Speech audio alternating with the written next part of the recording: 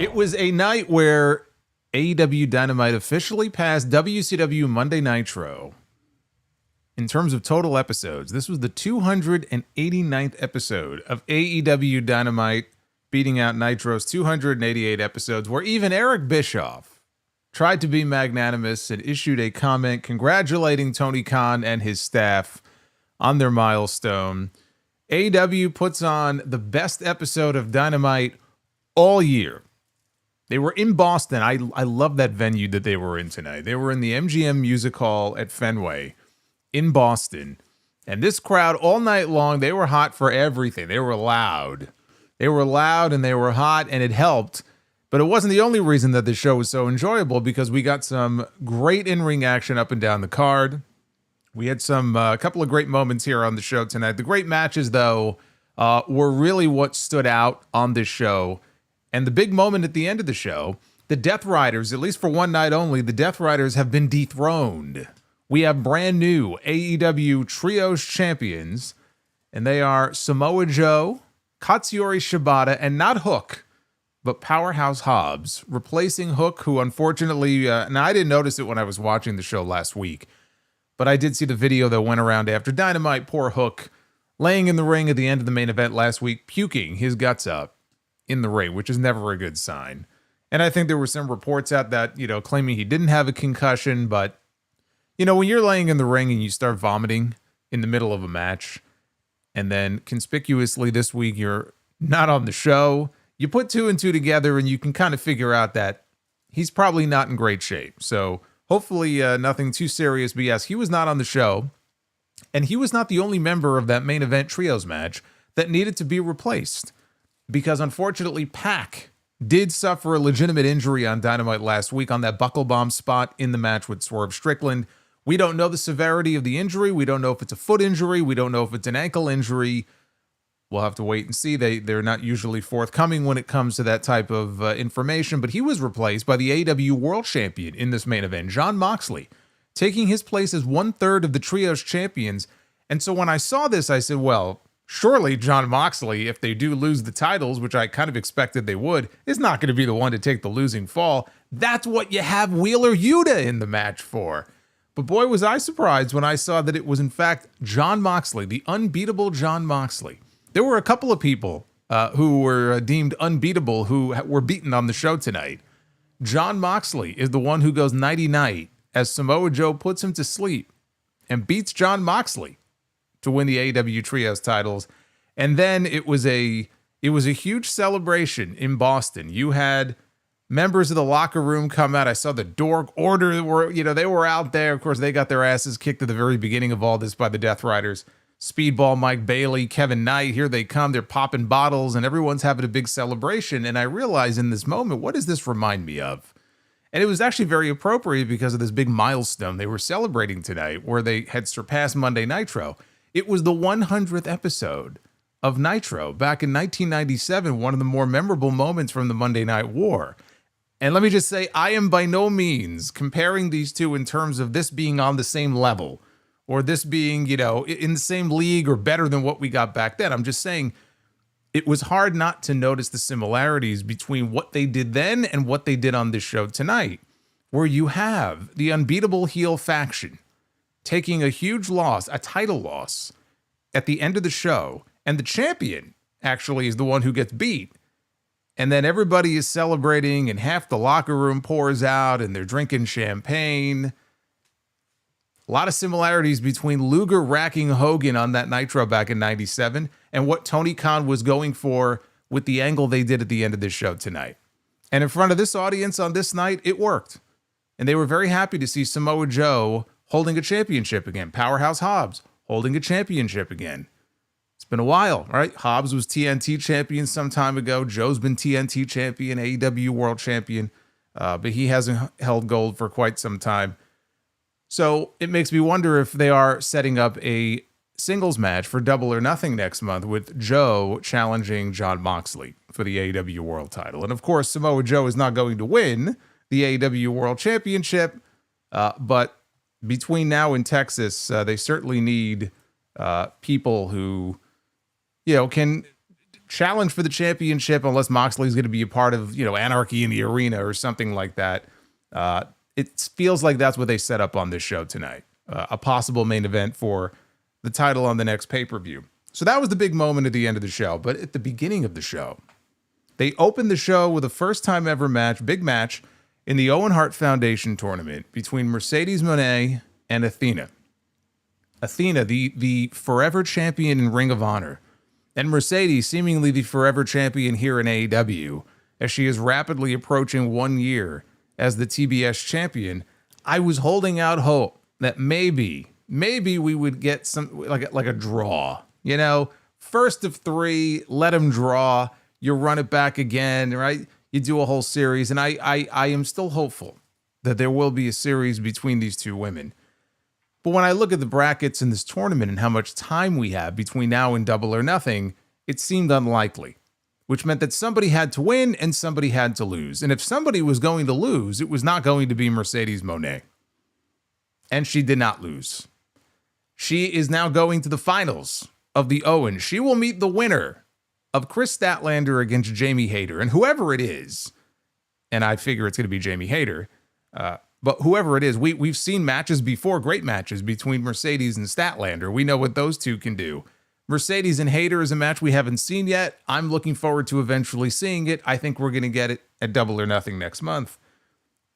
I am still hopeful that the direction for Texas is not simply to do champion versus champion and have Mercedes challenging for the AEW Women's World title.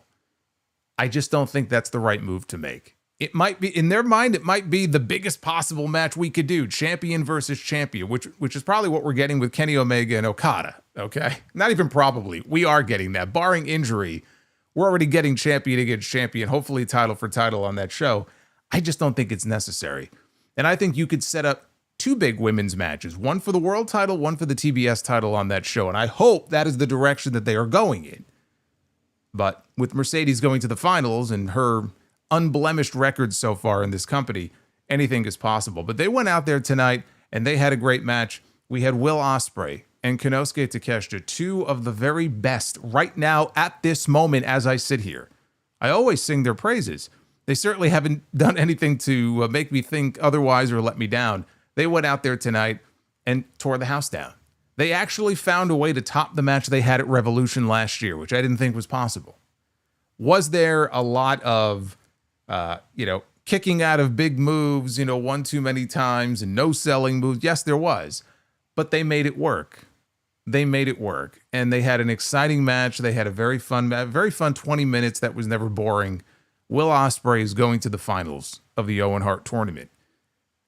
Most people probably expected him to, at the very least, go to the finals. I still say it's his to lose. So he punched his ticket to the finals after a fucking awesome match tonight with Konosuke Takeshita. And then we had Hangman Adam Page, who was scheduled to go one-on-one against the WILDCARD. The WILDCARD. Who would the WILDCARD entry be? Would it be MJF? Would it be Jack Perry? Would it be Solomonster? As if. Who would the WILDCARD entry be? And as it turns out, the WILDCARD entry was this man right here, who is officially All Elite. The walking weapon, the former Impact World Heavyweight Champion Josh Alexander, is officially All Elite. It's not official until you get the graphic. So there it is. It is indeed official. This is a move that was expected because the talk has been that it was just a formality of when he would debut in AEW. And I think it's probably, the best fit for him, honestly. I know some people probably wanted to see him in WWE, maybe get a reunion going with Ethan Page in NXT. That probably would have been the best option for him if he went to WWE as opposed to the main roster.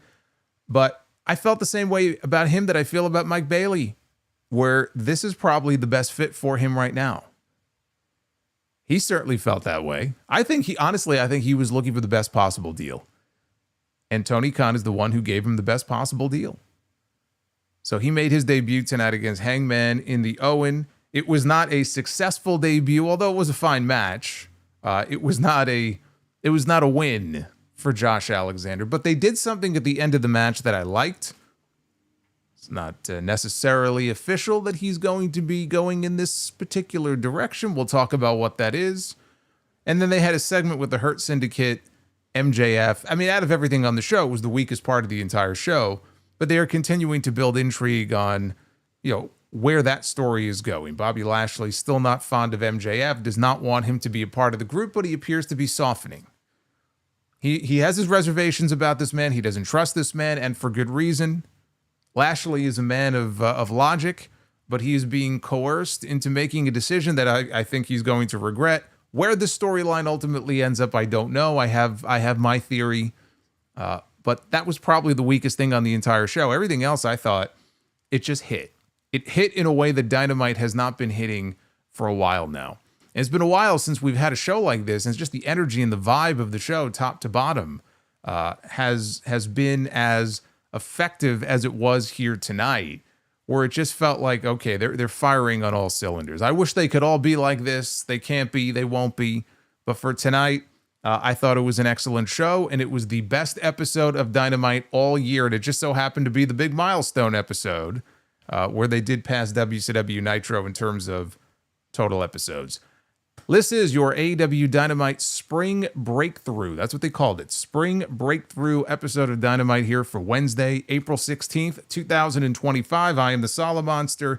My one disappointment, if they were going to do a Spring Breakthrough episode, WCW used to do the Spring Break episodes. I wish they could have found somewhere. I know the old venue isn't open anymore, but some Spring Break type venue outdoors somewhere to do an episode. I used to have so much fun watching those shows. Gonna do a Spring Breakthrough episode, at least take advantage of it, But you know what? I can't hate too much because this fucking crowd in Boston tonight was bonkers for the entire show. I don't think the crowd would have been nearly as great if they would have tried to find a venue like that. Anyway, like and subscribe. Super chats are open. You will see them popping up on your screen. I do want to let you guys know, for those of you who may have missed it, there is a 40-minute documentary review up right now here on the channel. It went up as a YouTube exclusive earlier today. The WrestleMania 9, the making of WrestleMania 9, Becoming a Spectacle. It's a special documentary, almost 2 hours long that documentary is. And it went up on Peacock at the end of last week. I did watch it. I did a full review. And again, it is exclusive to the YouTube channel. So if you missed it when you're done here, you can go check that out. Leave a comment, leave some feedback. I sure would appreciate that. And I appreciate this too. Mentos, the fresh maker. David Thiering is cracking open the Mentos early here tonight. Pop a Mentos and let's go, because we're about to get into this review. Hey, David Thiering, thank you for the $30 super chat. We're getting warmed up. We're getting the gears greased because we got a busy weekend coming up. We got WrestleMania weekend coming up. No sleep. It's going to be a very tiring, very busy weekend for yours truly, but hopefully you will spend your weekend with me. We're in the process here of getting ready for WrestleMania weekend. They were in Boston, though, tonight. They were not in Las Vegas. They were in Boston at the MGM Music Hall at Fenway. Like I said, cool little venue here. I don't know what the capacity was. I mean, they had it packed in. It's not a huge venue, but I like the look of it. I just like the look of it, the aesthetics of it. Running these smaller venues, they've had the chance to run some that have a very unique look and kind of a vibe all unto itself, as opposed to just, like a normal arena where they would try to fit 3,000 people at a building that fits, 17,000.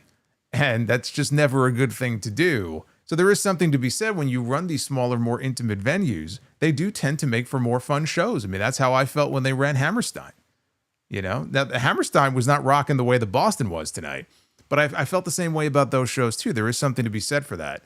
But they were in Boston, and so they opened the show with the hometown girl, the undefeated TBS champion, Mercedes Mone, making her way out to the ring for her semifinal match in the Owen Hart Foundation tournament against the Ring of Honor Forever champion, Athena.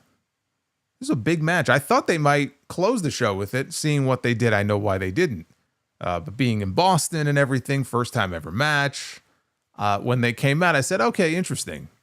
To me, it just made a title change at the end that much more obvious. but they did open the show with this here. So we had Athena coming out, and she got a strong reaction too. Not as strong as Mercedes did, but they both got strong reactions. She got CEO chants from the hometown faithful. So there were some holy shit chants and dueling chants. Again, it was a match that you could tell the people in this building were excited to see. This is a match that many of them came to see, which is a good sign. You know, that they saw it as a big match here. So they get started here. Quick series of lockups. They end up tumbling out to the ring. They had a short ramp to the ring. And they're not letting go of each other. So they're wrestling around. Mercedes got a reverse waistlock, spilled back into the ring. And so they're trading pin attempts and some rolling cradles. We come to a stalemate, and again, the people are going nuts for it. Mercedes lands a tilt-a-whirl into a statement maker, but Athena rolls to the ropes. She falls outside. Only Mercedes kept the submission applied. She did not let go. So now they're on the floor outside right in front of the announce desk, and she still has the submission hold locked on. Aubrey Edwards puts the count on, so they weren't out there for too long. After a commercial break, they come back to a slugfest. Mercedes initially wins it. Athena, though, kipped up into a thrust kick. She wanted a tombstone. And this right here was the shakiest part of the match here, because she wanted a tombstone, and they traded a series of tombstone reversals. One would fall backwards and try to lift the other one up, and it didn't look good. It did not look good, because at first, I think it was Mercedes, she tried to do the reversal and lift up Athena, and she couldn't really get her, so they had to try again, and then she did it, but it still looked kind of awkward. But in the end, Mercedes hit a lung blower into the double down. The fans were loud for both women, so it didn't really take them out of the match. But there was some sloppiness there. They recovered well enough. They never lost the crowd. Mercedes hit a tornado DDT variation, followed by a tilt-a-whirl into another DDT, spiked Athena right on her head. She hit 3 amigos. She went for a 4th. Athena, though, spun out into a power bomb, and then another. And then another, and she tried for a 4th. Mercedes just barely countered into a backstabber. So we got dueling chants again for both women. Athena fired off a corner uppercut, and Mercedes ducked another one, hit a wild Meteora, and she sends Athena out to the apron. She follows her. She wants a German suplex off the apron, and she's trying to pull her backwards, and Athena is just holding on for dear life to the ropes. Mercedes switches positions. She's going to try for an apron bomb instead. So she's going to power bomb her onto the floor. Instead, though, Athena stomps on her repeatedly. After this, Mercedes wanted a Mone maker on the apron. Athena got free, hit a kick, and then a snap power slam on the edge of the ring. So Athena sinks in a statement maker of her own. Mercedes escapes into one of her own. It's her own fucking move. Athena gets out of that. Mercedes rolls to the floor, and Athena goes out after her. She charges in, and Mercedes sidesteps her. Athena crashes headfirst into the barricade. Both women end up standing on top. They have the LED barricades out there. They got the Spring Breakthrough logo on it. So they're standing on top of the barricade. They start slapping each other until Athena missed a diving lariat. She rolled through, and then she followed up with a shotgun dropkick. That shotgun dropkick, it sent Mercedes flying backwards into the barricade, and as soon as she hit the barricade, it shorted out, and we didn't have our LED display anymore. It went black. Back inside, Athena tried for her O-face finish off the top. Mercedes, though, held onto her on the way down, and then countered into a cradle for the 1-2-3, and they zoomed in on Athena's face, and she was shocked. She had her O-face on. She was shocked and caught off guard by that. So was I, in a way. Again, I would have expected Mercedes to win if somebody had to win. As the match was going on, though, because it got some time, I was wondering, like, is there a time limit here? Is it a 30-minute time limit for the semifinal round? Like, I wasn't sure. If Justin Roberts announced it at the beginning, I missed it. So she pins her. She's shocked. When the match is over, we hear Timeless Tony Storm's music. And then we look up, and on the next level up, she's in the crowd, and Luther is with her, and she's standing there, and she's applauding Mercedes, and Mercedes is looking up at her and giving her a wave, and she's got all of her titles. I really enjoyed this. I thought this was a really good match here from these two. It was not always the smoothest. There were some awkward moments for sure, especially on the tombstone reversals. But I still feel the same way I felt coming in. Hopefully this is the first in a series, whether it's 2 matches total, 3 matches total. I hope that this is the beginning of a series of matches that culminates in Texas at All In. Because to me, it just works better that way. And as a first outing, I thought that these two more than delivered. Like I said, the crowd treated it like a really big deal. I'm not the biggest fan of that finish, the way they did that, but that was their way of protecting Athena from having to take a more decisive loss here. It's the same exact thing they just did at Dynasty with Toni Storm and Megan Bayne. They pushed Megan Bayne so hard, so fast, and she ran through so many different people. And within, 2 months, 3 months, it felt like, here she is already challenging for the Women's World Championship. And it's like, well, they could put the belt on her and really just give her the monster push.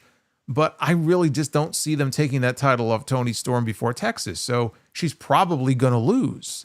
And she did. But they did that finish. It was like a fucking roll-up. It was a fucking roll-up. And that was because they wanted to beat her, but not like beat her. They wanted to beat Megan Bayne in a way that still protected her, where it wasn't like she got decisively beaten. Same exact thing they did here. They had to have somebody go on to the finals. It wasn't going to be Athena, who, like Mercedes, has been unbeatable for so long. It's like, well, then what do you do? Right? What are you going to do?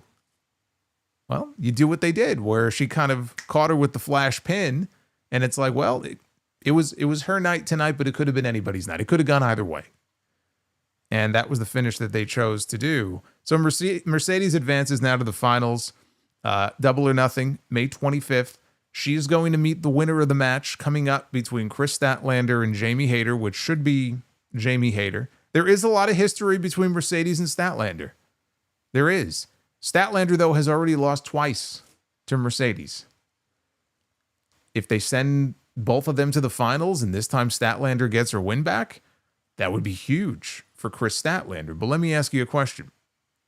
Whoever goes to the finals, whichever one it is, and they wrestle Mercedes, if they beat Mercedes, and I'm hoping they do, does it not then make more sense for that person to be challenging Mercedes for the TBS title in Texas, as opposed to going on to challenge Toni Storm for the Women's World Championship? There's a disconnect here.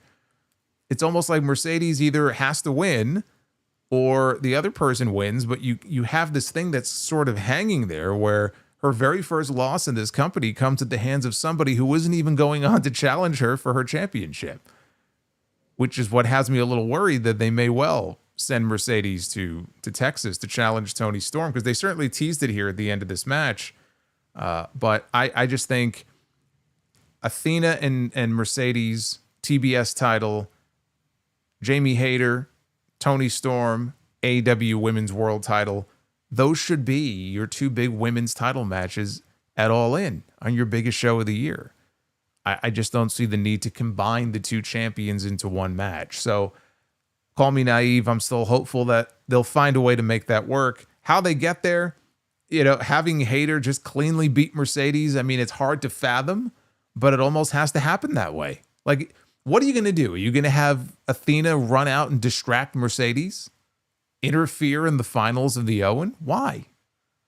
Is she that much of a sore loser? It's not like Mercedes cheated to win here. It was a flash pin, but it was a fair victory. So that really wouldn't make sense. That would actually portray Athena as the heel going into any rematch between the two of them. So I'm not really expecting her to get involved. I think they're going to have the balls to have Statlander or Hayter just get a clean win over Mercedes. And you know what? They could do it the same exact way that they did here. Catches her out of nowhere. Flash pin. And then boom, we get to the destination that I just talked about, where you have your 2 title matches. But as a first match between these two, I really enjoyed it. I thought this was a very strong way to open the show. So we go backstage after this, and Renee is standing by with Hangman Adam Page. And she asked the Hangman how prepared he is for this match here tonight against the Wild Card. And the Young Bucks and Kazuchika Okada, they very quickly interrupt the interview. And they bring up Hangman walking out on them at Blood and Guts last year. But they forgive him, they say. Matt Jackson says Hangman's issue with the Death Riders is something that they could fix. Death Riders are crazy, but they could take care of business so long as Hangman does his job in winning the Owen Hart tournament. So the Bucks walk off. Okada stays behind. And he asks Hangman, he goes, "Why are you always so angry?" He goes, "You got to smile more." And Hangman doesn't really know, really doesn't know what to say to this, doesn't really know how to react to this. So he just leaves the scene. And at that point, Okada calls him a bitch. Hangman hears this. He comes storming back in. Okada, all of a sudden, he's all smiles again. He goes, no, just smile more, smile more. And that's how that segment ends. So yes, Shikamaru, okay, you make a good point, which I did not mention, because I said she basically beat her clean. So it did look like she had the tights, yes, but do I see Athena coming out to interfere in the finals because of that? I still don't see that. But yes, you are correct. You can make that argument. I don't know. I just don't see her coming out and interjecting herself in that match. Look, if that's the way that they get to Athena and Mercedes, then fine, so be it. Do what you got to do, because I still want to see them run this match back again for the TBS title. But who knows? Maybe they have all titles on the line. Winner take all, right? Ring of Honor Women's World Championship, TBS Championship. I've made it very clear before, I don't care to see the Ring of Honor titles defended on AEW television. To me, it doesn't matter. You know, if they do this match again and they do winner take all, whatever. The thing that matters is the TBS title. It's not the Ring of Honor Championship, even though she's held it for a gazillion years. It's the TBS title. Who is going to dethrone Mercedes to win that TBS title? That's really what matters here. So, however they get to it, as long as they get there, I don't really care. Now, they showed Tuukka Rask, hope I pronounced that right, who used to play with the Boston Bruins. He was on stage posing with the NHL Stanley Cup. They had the Stanley Cup in the building tonight. I saw on Twitter earlier, they had some of the wrestlers taking pictures with it before the show. So not only are we having tournaments here for the Owen Hart Cup, but we had the Stanley Cup in the building. After that, it was out to the ring. For the final opening round match in the men's Owen Hart tournament, it was Hangman Adam Page, and he was taking on a wild card entrant that we did not know. We don't know who his opponent is going to be. And he's pacing back and forth in the ring, and he's waiting to find out. We're waiting to find out who is it going to be. And that wild card ends up being the Walking Weapon.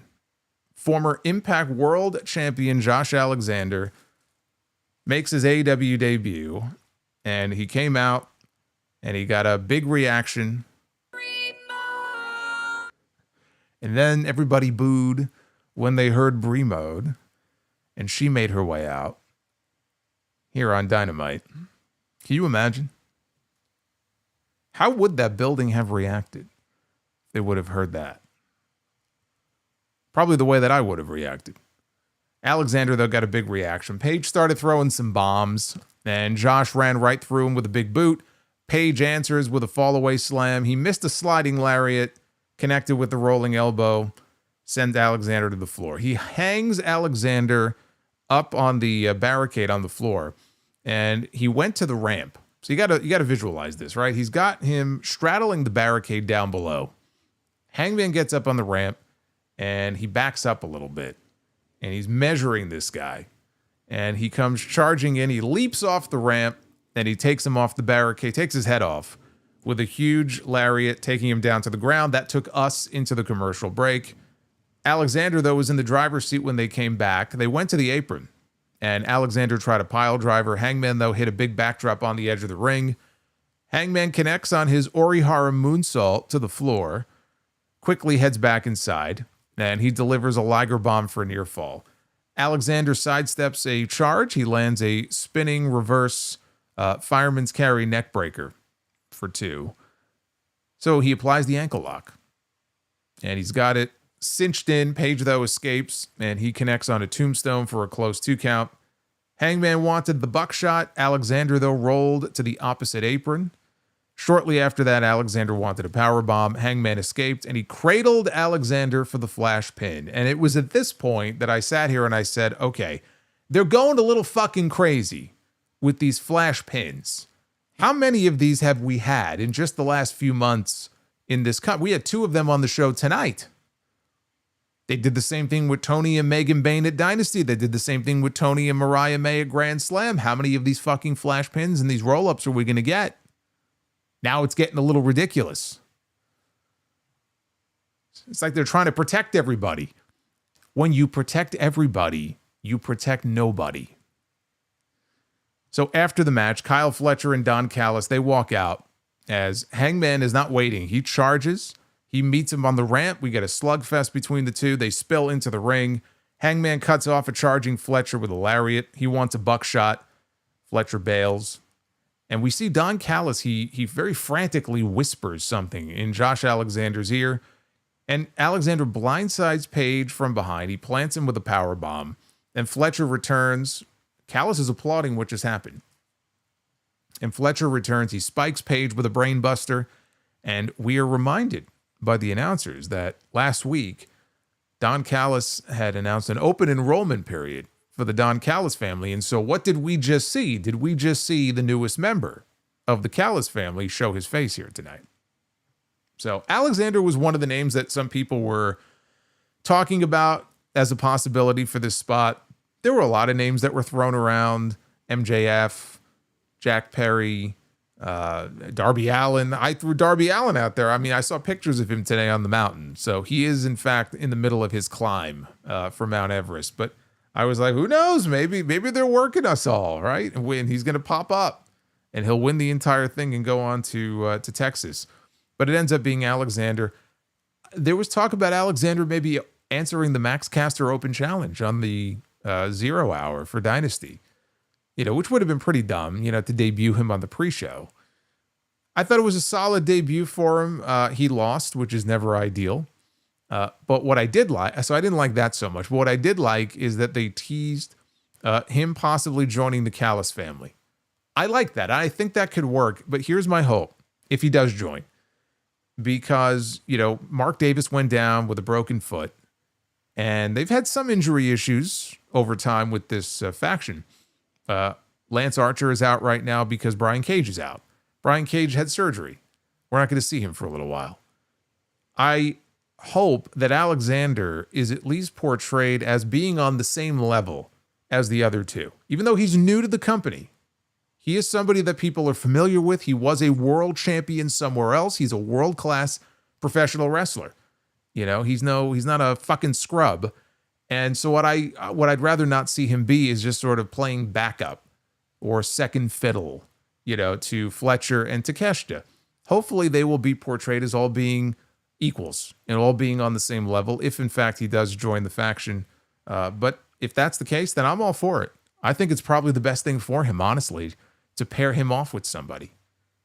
Because at least then it guarantees that he will get airtime and FaceTime on TV. So if he does join the Callis family, I think it's great. I like that idea. Nick Wayne was in the back along with Kip Sabian and Mother Wayne. And he was talking about the patriarchy collapsing without a father figure.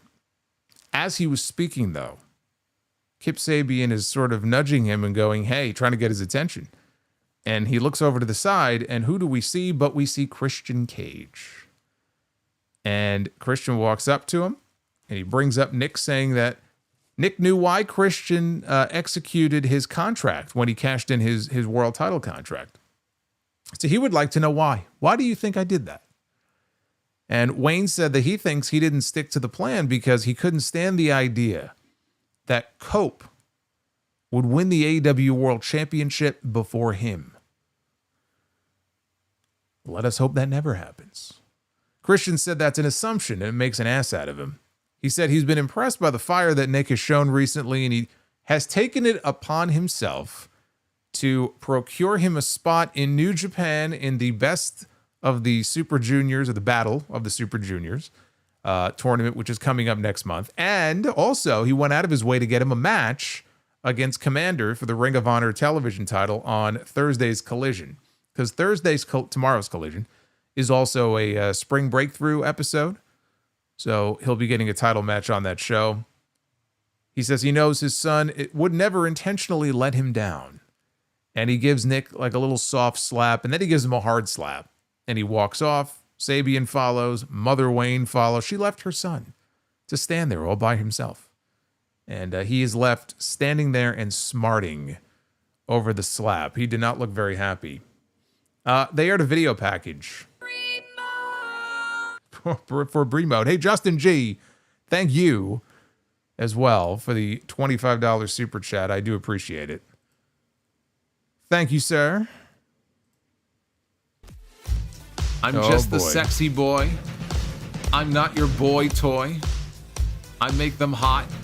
I make them shiver. Their knees get weak whenever I'm around. They see me walk. What a tune. They hear me talk. I make them feel like they're on cloud nine. What a tune. That was an $80 super chat. That was an $80 super chat from Bobbert Reviews, who for some reason wanted to hear me sing Sexy Boy. Somehow I haven't gotten a record deal. I don't know why. I'm still waiting for one. Hopefully it will come. That's what she said. But thank you. Thank you, Bobbert Reviews, man. You are the man. $80 super chat drop, man. That's very nice of you. What I was going to say is they aired a video package that was recapping FTR on Collision, explaining their actions, why they did what they did at Dynasty to Adam Copeland. And then in the same segment, they nearly laid out Tony Schiavone. They were setting up to give him a spike pile driver before Nigel McGuinness, who took his sweet time, by the way, finally stood up at the announce desk. He got in the ring, and he was able to intervene and stop them from doing it. We also saw FTR bloodying up Matt Menard and Angelo Parker until Daniel Garcia made the save, but he suffered a spike pile driver for his troubles. So they come back live to the desk, and Schiavone informs us that FTR has been suspended and they have been fined 1 week's pay for their actions. And he assures us that that's a lot of money. He didn't say how much money. But if Tony Khan is just going to randomly throw $400,000 out there like he did last week for those 8 guys to compete for, I'm sure it's a lot of money. By the way, no follow-up to that this week. Not that I'm surprised. It was a random match. It was a random stupid idea they came up with, but there was absolutely no follow-up this week on that. I'm still upset that they didn't have the Beast Mortos on the winning team and then have like weeks of vignettes showing him spending his money. If you're going to do stupid ideas like that, at least try to come up with ways to make them fun. They did nothing this week. So after this, I have the best moveset. You know who has a pretty good moveset? The Hurt Syndicate. And the Hurt Syndicate was up next, defending the AEW Tag Team titles against the Gates of Agony, Bishop Khan and Toa Leona. They show, I have to mention this. Before this match, they showed Kristaps Porzingis. Porzingis was there at Dynamite. He was sitting in the front row, and they put him on camera of the Boston Celtics. There he was. He got a big pop when they showed him on screen. You know what? What's good for one company is good for the other. When you have a big star in the audience, you better put his fucking face and his name up on that screen to let the world know. They better, I didn't check, but they better blast that shit out on social media too. That's what they need to do. Sarah says they followed it up on Collision. Well, what about Dynamite? The match didn't happen on Collision. The match happened on Dynamite. I want to see the follow-up on Dynamite. That's not an excuse. That's not good enough. So anyway, Porzingis was there. Toa Leona rushes Lashley and Benjamin at the bell. Benjamin tried an early DDT, which Leona no-sold. Lashley tagged in, and Khan got clotheslined out to the floor. Benjamin drove him into the barricade. That drove us into the commercial break. Back from commercial, Leona dropped Benjamin with a huge Samoan drop and a running senton for a near fall, which Lashley broke up. Leona no-sold his head being driven into the turnbuckle, and he was able to unleash a series of lariats to Lashley, who dodged one. He sank in the hurt lock, which Khan broke up. Khan charged. He ran into a thrust kick, though, leading to Benjamin hitting a series of released German suplexes. And then he low-bridged to Leona, who landed on his feet. And Leona tried to shit-talk Benjamin, but he missed Lashley flying in with a spear. And back inside, Benjamin hit a corner step-up knee on the good Bishop, and Lashley finished him off with a spear to retain the titles. Gates of Agony, they got more offense in here than I would say pretty much any other, challengers or most other challengers. I mean, Big Bill and Brian Keith, they had a semi-competitive match, but they got more offense in here than most have gotten against the Hurt Syndicate. And the problem is they've just been slotted at a certain level for so long. It's like you can't take them seriously. You can't take them seriously as challengers for the AEW Tag Team titles when they are not featured on Dynamite, which is still their A show, every single week. We don't see these. When was the last time we saw these guys on Dynamite on a consistent basis? It doesn't happen. They're in Ring of Honor. Maybe they're on Collision. They're not on Dynamite. No one is taking them seriously as challengers. I don't care, how good they may be, how good they may look, and, it doesn't matter. It doesn't matter. It's going to take a lot of rehab for me to see them as anything but what they were here, which was basically, effectively what these guys were. They were a pork chop thrown into the lion's den to be devoured. And that's exactly what happened here in this match. Now, when the match was over, MJF's music hits. He makes his way out to the ring to a loud reaction. He says he does enjoy hearing how great he is, but give it up for the Hurt Syndicate because he's still sucking up to them. So he complimented MVP, and he complimented Shelton Benjamin for looking great, while some people, he says, are slow learners. So Lashley had to be restrained. MJF is like, I never said his name. I never said anybody's name. He just assumed that I was talking about him. MJF talked not just about his own talent, but the talent in the back. MVP cut him off and said, can you get to the point? MJF said, well, that's fine. Bring him on out. And out walked about half a dozen ladies to the ring. One of them even was toweling off Shelton Benjamin. He looked smitten. Then MJF said they can have a night with all of these lovely ladies, and all he asks for in return is a thumbs up from all three men. Because that's how this works. Majority rules. If at least two of the three give the thumbs up, then MJF is in the Hurt Syndicate. He's still trying to get into this group. Not sure why. Not really sure why he continues to waste his time. This is the longest reigning AEW World Champion of all time. And he is just desperately trying to get into this faction. And it still really hasn't been completely communicated to us why this is so important to him, but he's still trying. So MJF kicks his feet up in the corner. MVP gives a thumbs up. Benjamin now. It's up to him. What's his decision? And he's obviously a little bit distracted. And he said that he might need a little more time. And Benjamin said that he's a fan of very nice things. And even he needs more time. And he's pointing to his wrist. Because on MJF's wrist, he was wearing a gold watch. So MJF said he knew he liked Benjamin. And he said he'll give him his watch for a thumbs up. Benjamin was about to give the thumbs up. Lashley shoots him a death stare. Like he is just glaring at this man. And so instead, Benjamin gives him a thumbs down. MJF is about to just pop off on all of them. And he switched. He calmed down. He said, no, it's all about democracy. I'm a big fan of democracy. He told Benjamin that he's grown to become a big fan of his. And so here's what he's going to do. He's going to still give Benjamin his watch. And he takes the gold watch off and he hands it to him. And he says, you know what? You can also have the ladies tonight. I felt like I was watching fucking Raw's War in 1999 here.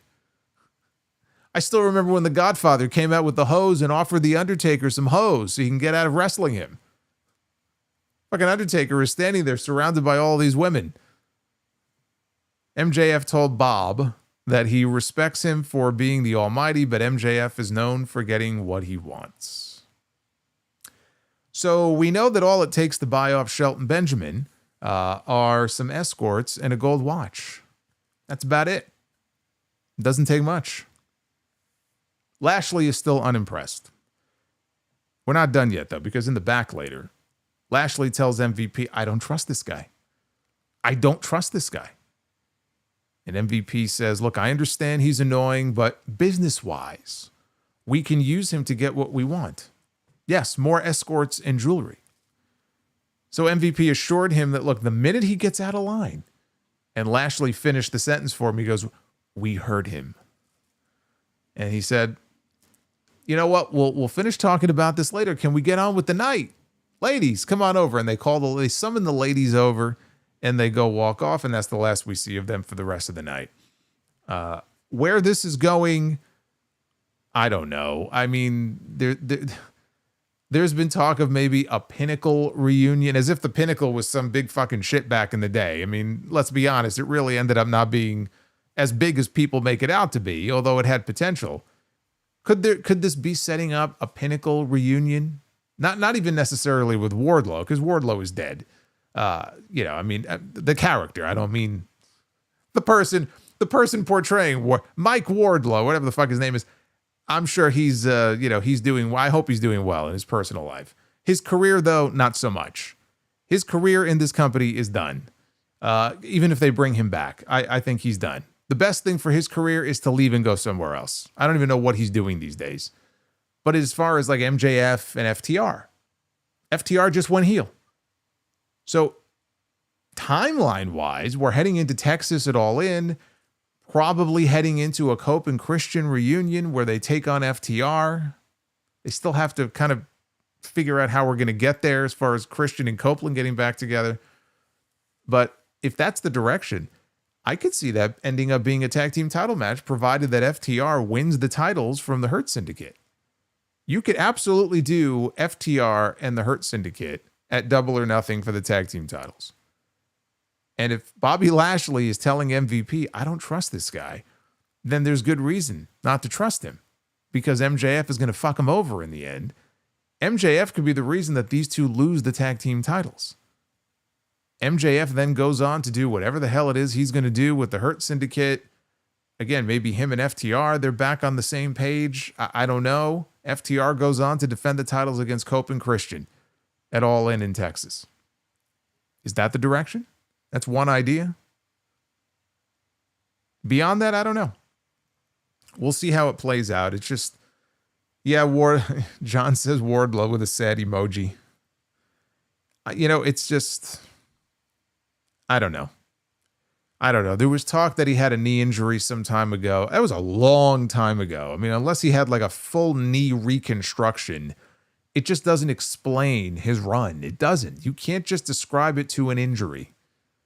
Somewhere along the way, things went very, very wrong for someone who just felt like his trajectory was just upward.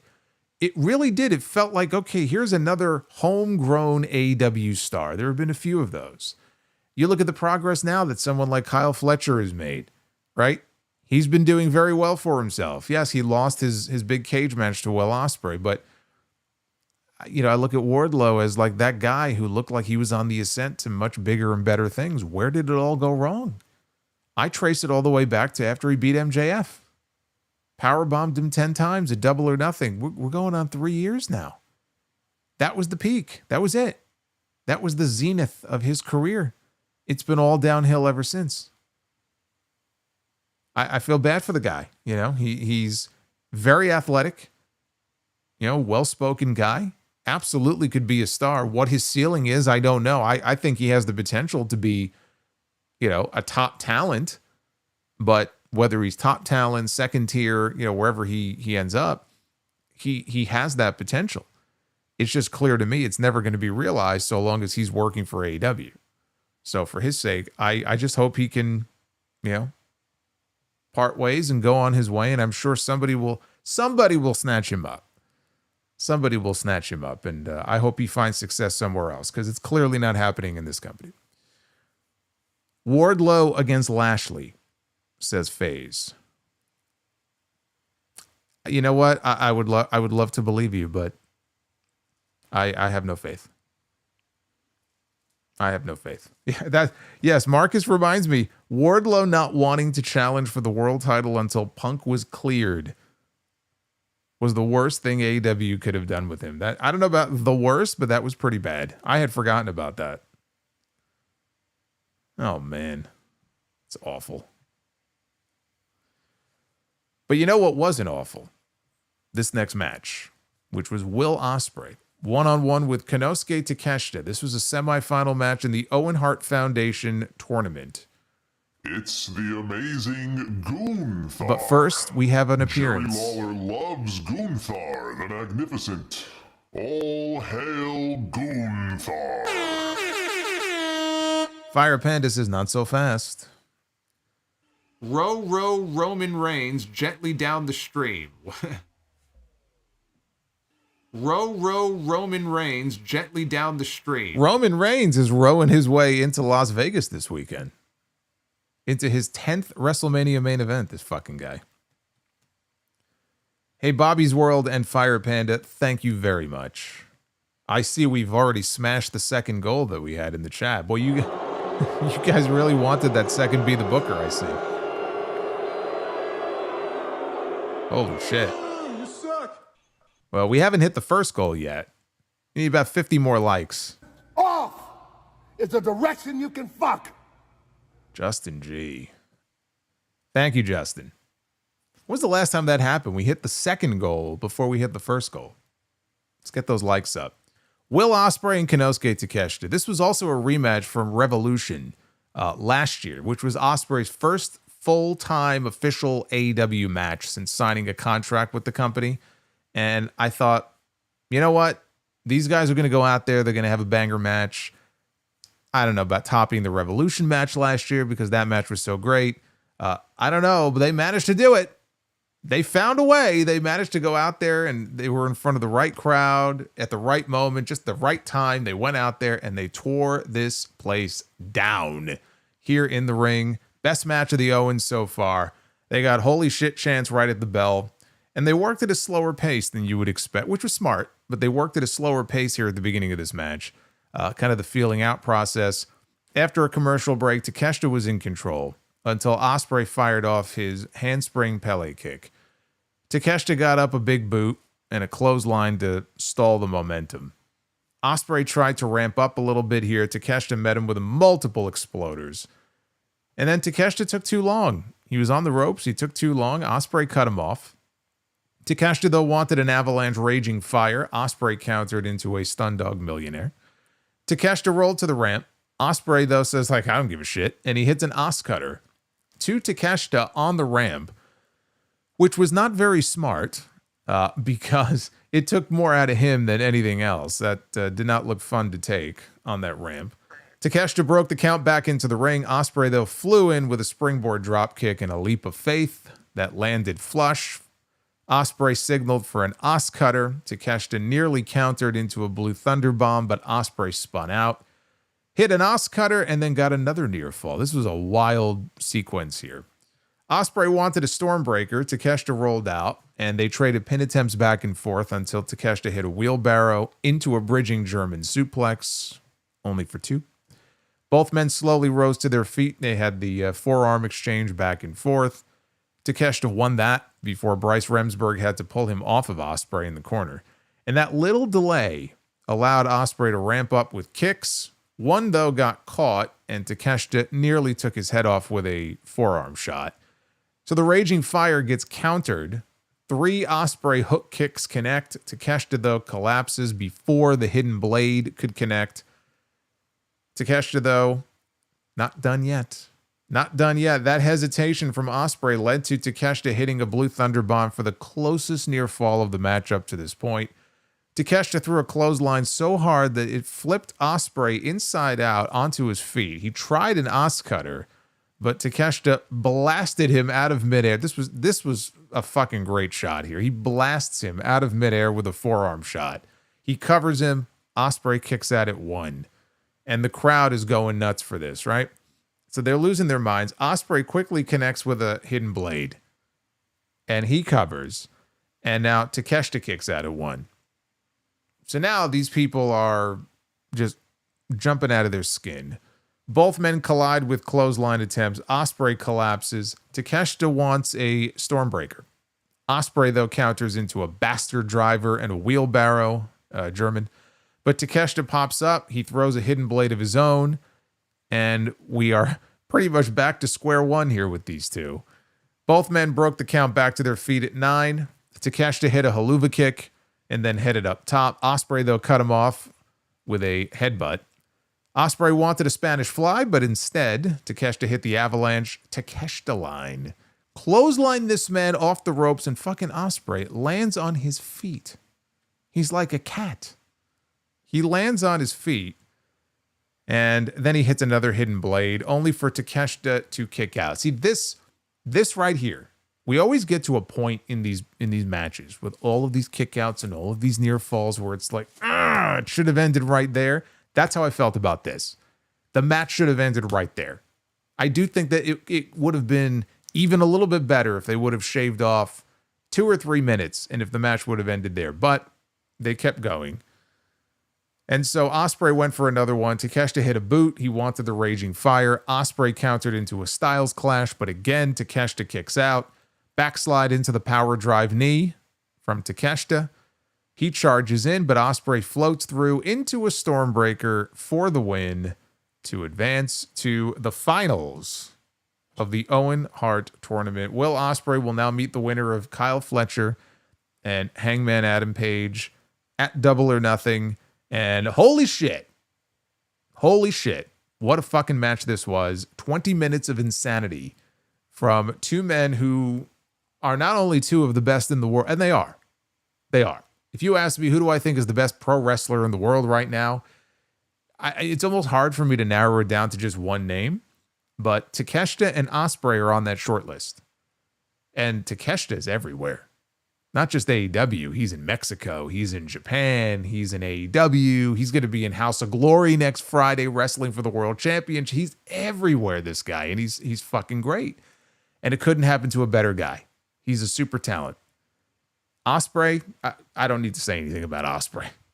It's almost annoying how at the end of the year he ends up on so many lists of people's match of the year candidates because he knows how to go out there. He knows when he is performing in front of the crowd, wherever he is, he knows what those people are expecting out of him.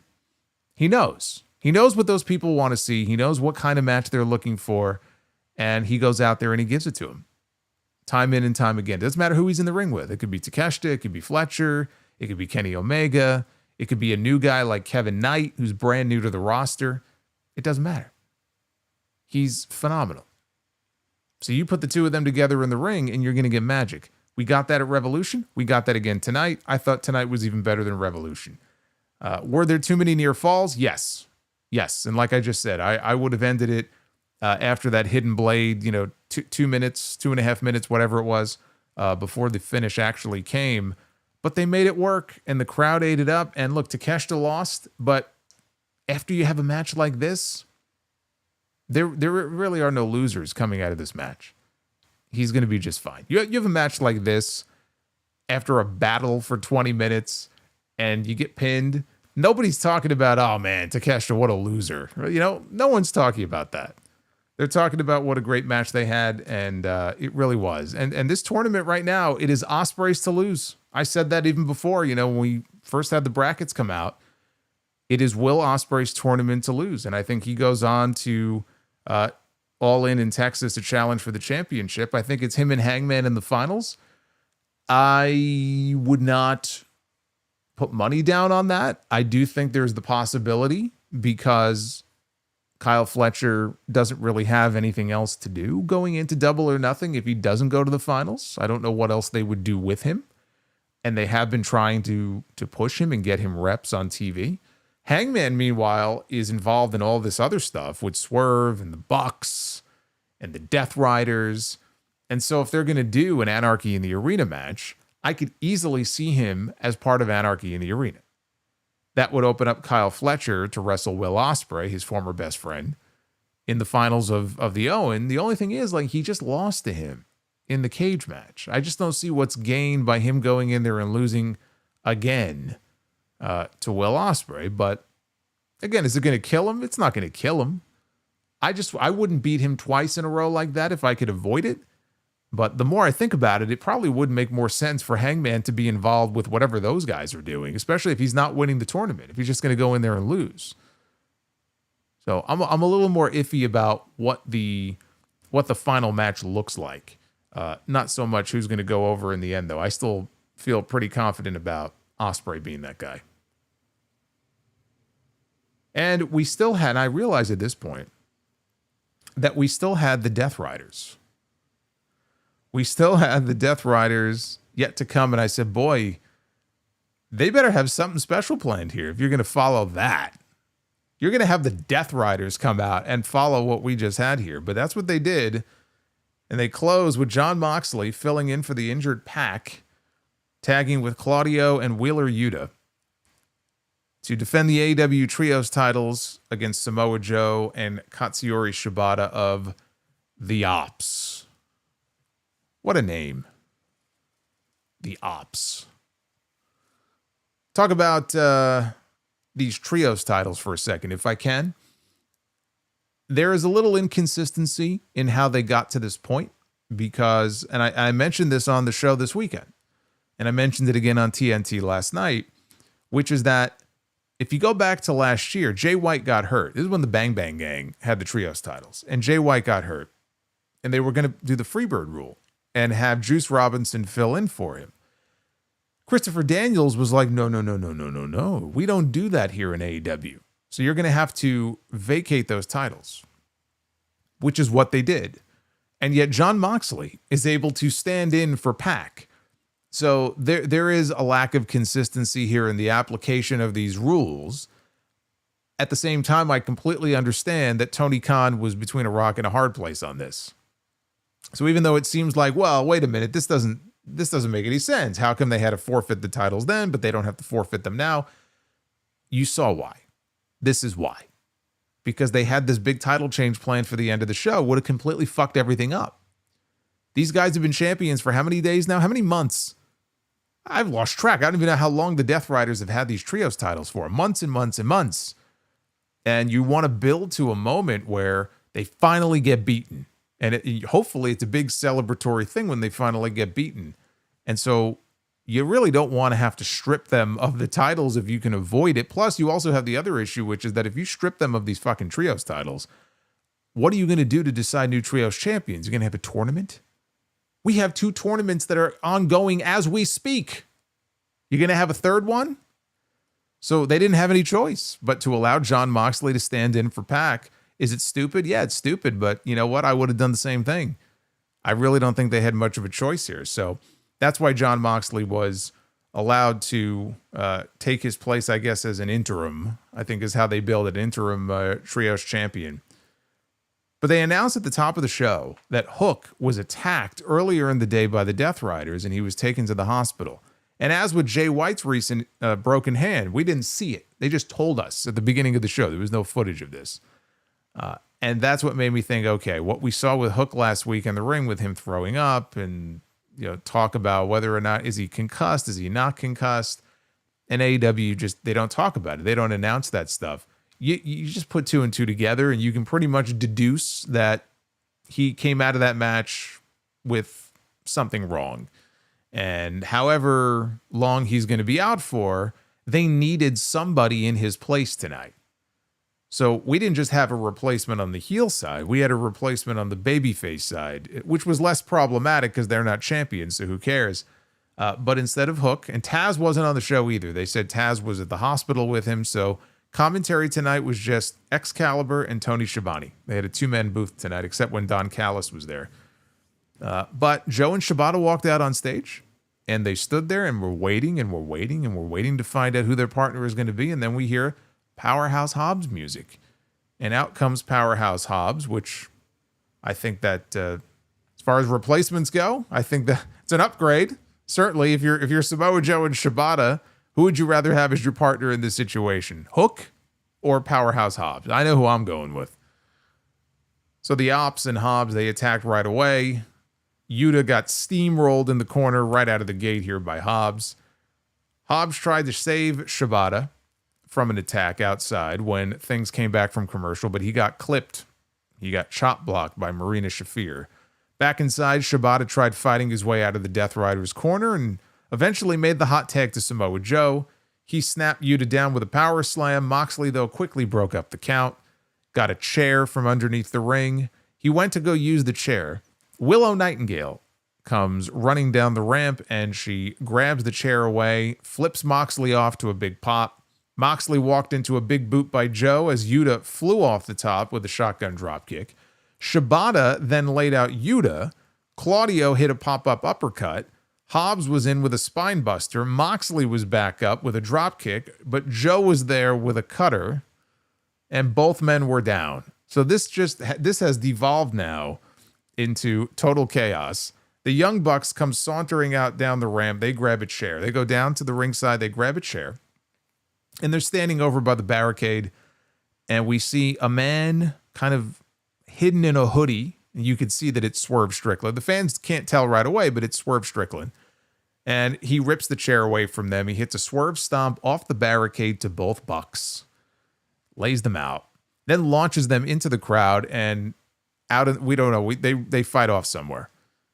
Back inside, Moxley runs into an STO by Joe. And the match continued to break down at this point. Claudio and Shibata, they're brawling on the ramp. Shibata sinks in a rear naked choke to him. Joe set Moxley up with a muscle buster, but Yuta breaks it up. Yuta tried to dive onto Hobbs, who caught him and slammed him onto the announce desk, which did not break. The solid oak announce desk. Marina Shafir cracked Hobbs in the back with a chair.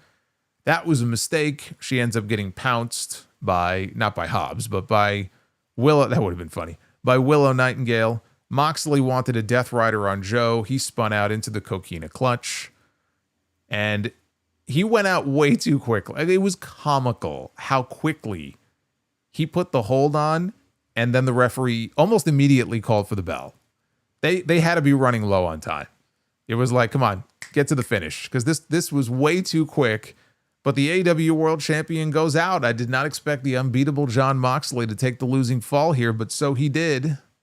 Like I said, he had a perfectly good Wheeler Yuta out there, but it was obviously more impactful seeing Jon Moxley be the one to take the losing fall. Swerve Strickland and Prince Nana, they were shown in the crowd smiling.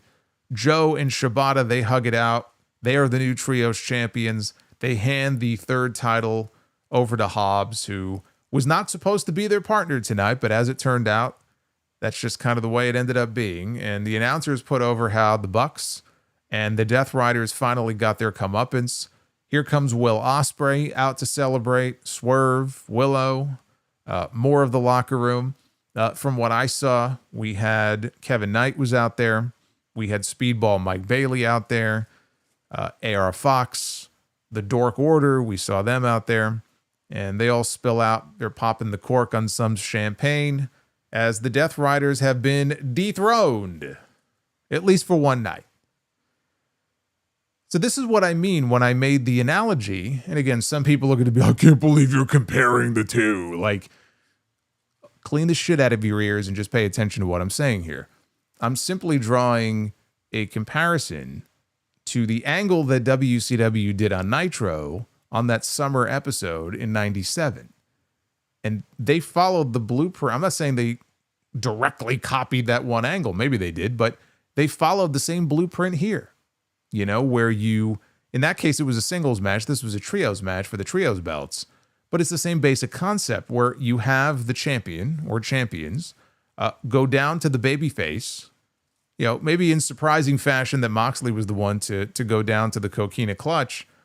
Back then it was Hogan, who was the unbeatable WCW champion. even though they were in the middle of this story, trying to tell the story about Sting trying to take the title from Hogan. They took the fucking title off of him to put it on Luger, but you had all the baby faces spill out here on Nitro, on this milestone episode of Nitro, to celebrate this big win with Luger and the NWO. Finally, somebody has taken down the top heel faction in this company. And of course, 5 or 6 days later, it was just completely undone. But that was the basic idea behind what they did here. You know, you at some point, you have to give the baby faces a win. You can't just wait until the very end and just do it in Texas, right? We all know it's building to somebody, Ospreay, whoever it is, beating Moxley in Texas. We know this. But Texas is in July. I don't give a fuck right now about July. We're in the middle of April. You got to give me something now. Because every week it's the same thing. It's the same shit. And so things were set up, in this case, for the trios titles to change hands. And then we had the big celebratory moment at the end of the show where for at least one night, like the NWO on that night, all those many years ago, the Death Riders got a measure of what they had coming to them for some time. They got their comeuppance. And Joe was in the ring, and it's always good to see Joe celebrating with a belt, whatever title it may be. Everyone's got a big smile on their face in the ring, and they feel like they finally got one over on the Death Riders. They had Joe after the show. This did not air on TV. But Joe cut a promo in the ring when the show was over, saying that he's like Tom Brady, and he doesn't lose in Massachusetts. And he noted that it's where he's won all of his major titles. And I didn't realize that, but it is true. It is true because he beat Kurt Angle to win the TNA World Heavyweight title in Lowell. And he beat Finn Balor, I believe it was Balor, in Lowell to win the NXT championship. And tonight they were in Boston, but still Massachusetts. And here he wins the trios titles, you know, in the main event on this show. So I guess it's a lucky place for him. I guess it's his good luck charm. I do wonder if we're going to get Joe and Moxley, though, one-on-one. I feel like we have to. I mean, just because he's 1/3 of the trios champions, he put the AEW World Champion out. That should be the title match for Double or Nothing. Because you're going to have Moxley defend the title on that show. What are you going to do? You're just going to put him in an Anarchy in the Arena match? If you want to have a title match on that show, who the hell are you going to put him in the ring with? Well, you just found out who. They set it up tonight. That person should be Samoa Joe. But on the whole, this episode from top to bottom, it was carried by the in-ring. I thought the Mercedes and the Athena match was very good. Not even the best of what I'm sure they could do. It was their first time in the ring. It felt like they were kind of getting used to each other because, again, there were a few rough moments there, but not enough to take away from the overall quality of the match. Ospreay and Takeshita had a pay-per-view caliber, just fucking awesome match. And even the main event, the way they structured that main event and what they built to there and those closing moments of the match and all the chaos and everything, and Willow coming out and this person coming out, Swerve was out there. It made for, a nice moment for the live crowd, and it was a moment that was needed because the baby faces needed to stand tall over the Death Riders. And so on this night, that's exactly what they did. This was the best Dynamite of the year so far. I wish they could all be like this, and I wish every crowd could be like this crowd. Unfortunately, that's not the case. But for this night, they get their props because on their 289th episode, as they surpassed WCW Monday Nitro in total episodes, this one right here was the best one in a very long time. What do you think of Dynamite tonight from Boston? According to the Twitter poll, nearly 70% thumbs up. It's been a while since we've had a Dynamite score that high. 10% thumbs in the middle, 21% thumbs down. And that is with nearly 1,400 votes in so far. It's the amazing Gunther. Oh, I think Gunther wants to vote. Jerry Lawler loves Gunther, the magnificent. He's got to cast his vote, too. All hail Gunther. The mighty one. My goodness. Jake Jones with a $50 Gunther bomb of his own. And shout out to David as well. David Theron gifted 5 channel memberships. So we are rocking and rolling here. We're not even at WrestleMania weekend yet. You guys are fucking killing it. I love it. That's what I love to see. Let's keep it up. Let's keep the energy up here. We got a lot to get into here. It's all good. Oh, there's that Sheamus fan. Sheamus fan will be at WrestleMania. Sheamus will not be. Just feels wrong. It's just wrong. Shouldn't be that way.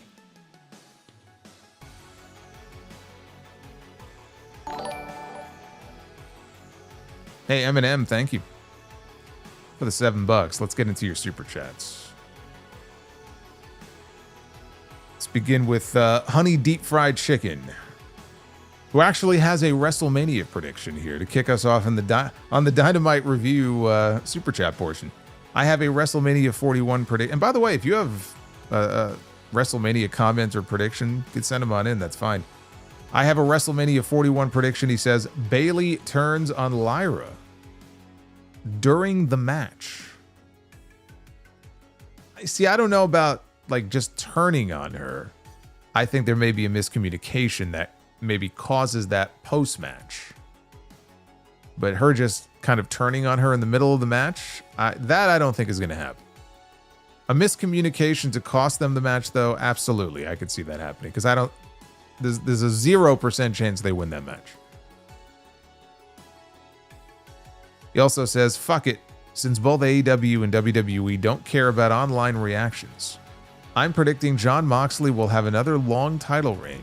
In WWE, I'm predicting Bianca Belair making the Rhea fans cry at WrestleMania. The Real CS, the $4.99, says it is sad and pathetic to see the Styles Clash used as a regular move. Remember when it ended matches? Yeah, me neither. Well, I mean, look, it's gone the way of so many other moves before it. It sucks, I agree. But once the genie is out of the bottle, you can't get it back in, unfortunately. Oz and Gloria says, Blue Sky, one of the best Dynamites ever. The Twitter poll, 32% thumbs up.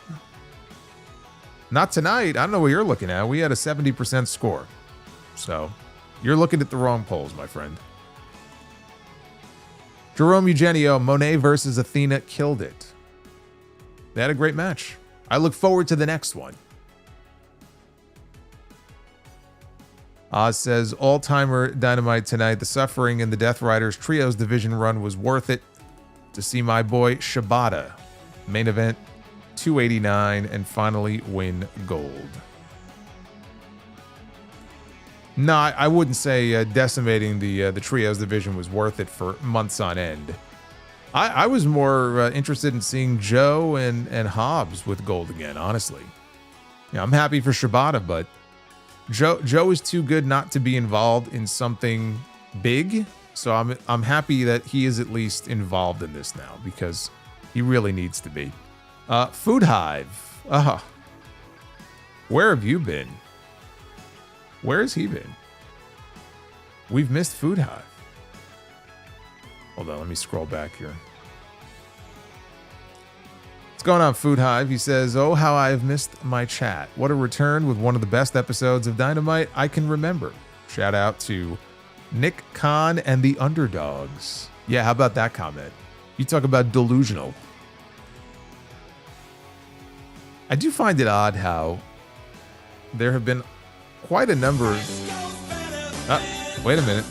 Wait a minute.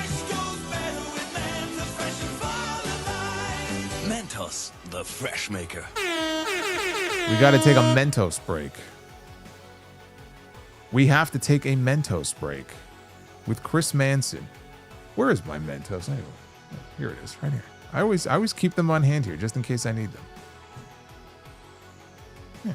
Here you go. I may have one after.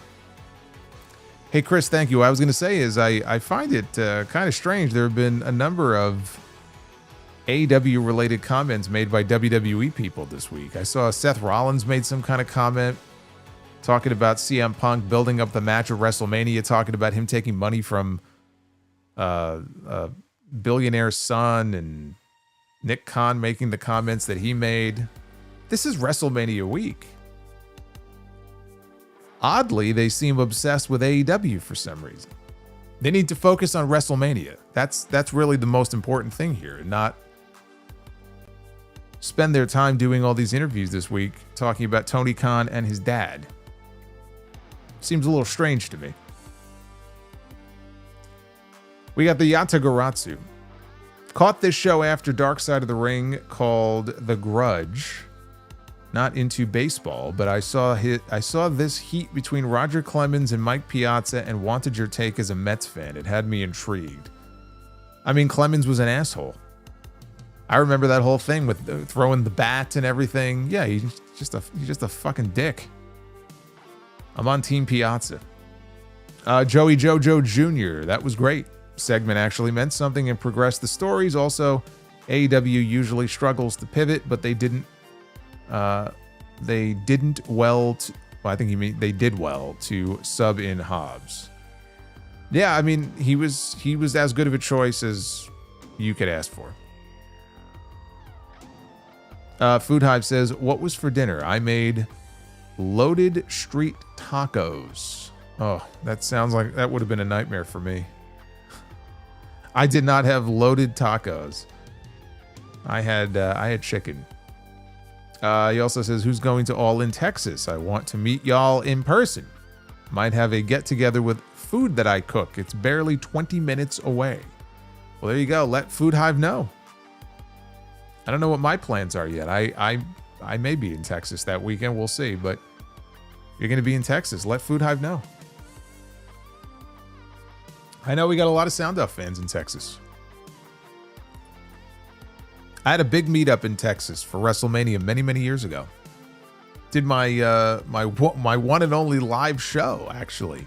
Live Sound Off in Texas, in Dallas at Frankie's. It was good times. Joseph Stewart. Did you see the Hot Ones episode on YouTube with Dominic Mysterio and Liv Morgan? I did. They have great chemistry together.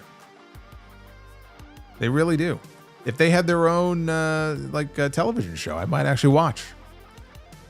Not only did I see Dominic and Liv on Hot Ones, I watched Rhea Ripley on Cold as Balls with Kevin Hart, where she stripped down and sat in the tub filled with ice and did an interview with him. So you can check that out too. David Thiering with the $30 Mentos Super Chat. After a show like tonight, does Solomonster dare roll the dice and do a Collision review tomorrow? No, he doesn't. No, he doesn't. It's my one night off. I don't want to watch any wrestling. It says AEW needs to not get complacent. Build a winning streak, and for all of our sanity, I hope they do. Maybe they could run the MGM Music Hall in Boston at Fenway in Boston every week. Joseph Stewart, do you think Dominic Mysterio and Liv Morgan will do a movie together in the future? What kind of movie? Tony Baloney McCall with a $10 super chat. Ideal observation / nitpicking, he says. Why was Claudio able to stay in the match through a commercial break when commentary said blatantly there wasn't a tag? Because the AEW referees are not always the brightest bunch? And sometimes they make them look like imbeciles? Could be as simple as that. I don't know. I don't know what to tell you. I wasn't officiating the match. You're asking the wrong person. Mr. Rod, very good episode tonight. Some great wrestling. Overall, I am here for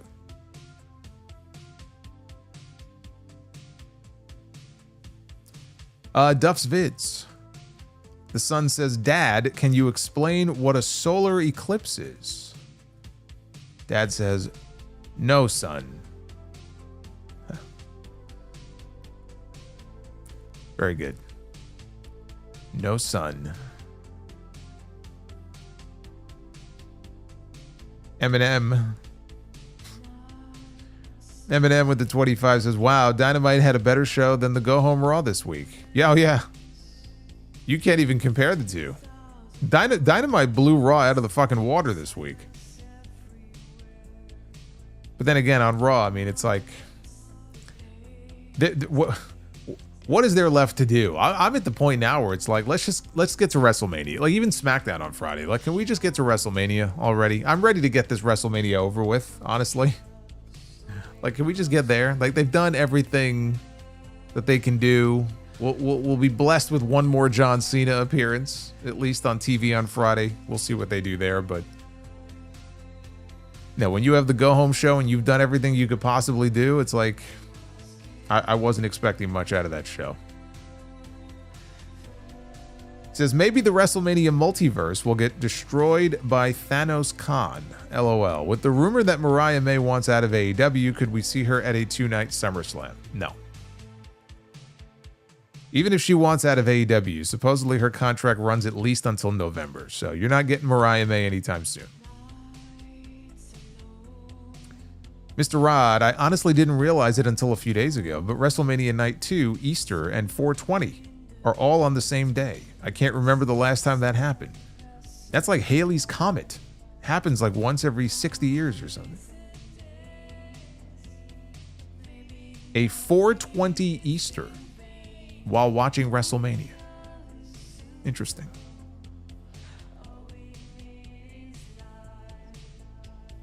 Adam says, hey Solomonster, I know Dynamite surpasses Nitro tonight, but can you remind the people WCW Saturday night is not prime time. It is 6:05. Nitro was 8 p.m. I mean, you're preaching to the choir. I've already explained it. People, it goes in one ear and out the other with some people. Because I still see people on social media, what are they talking about? Because the whole milestone is that they are now the longest running wrestling show, prime time wrestling show in the history of the Turner networks. And people don't understand. They're like, well, WCW Saturday night was running longer. They're lying. They're lying. Except they're forgetting the words prime time. Doesn't everybody know that Saturday night was a 6:05 thing? Do they not understand what prime time means? BlizzFan, no. 6:05 is not considered prime time in this case. Don't make excuses. Some people just don't learn. Mr. Rod with the $20 super chat.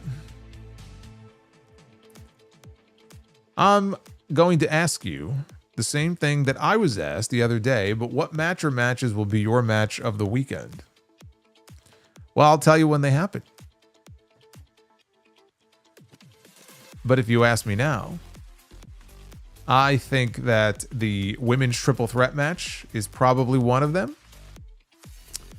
And if I had to pick one, well, that one's on night 2, right? So I wish I had the night 1 lineup in front of me.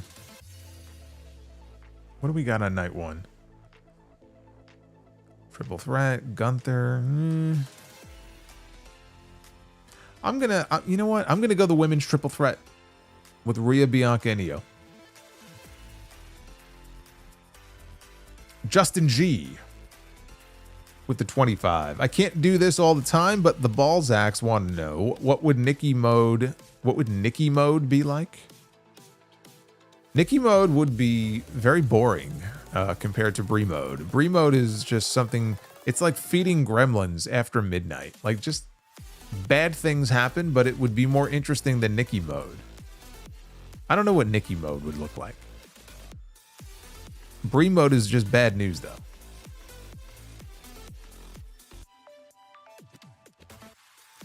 Bobbert reviews with that $80 drop.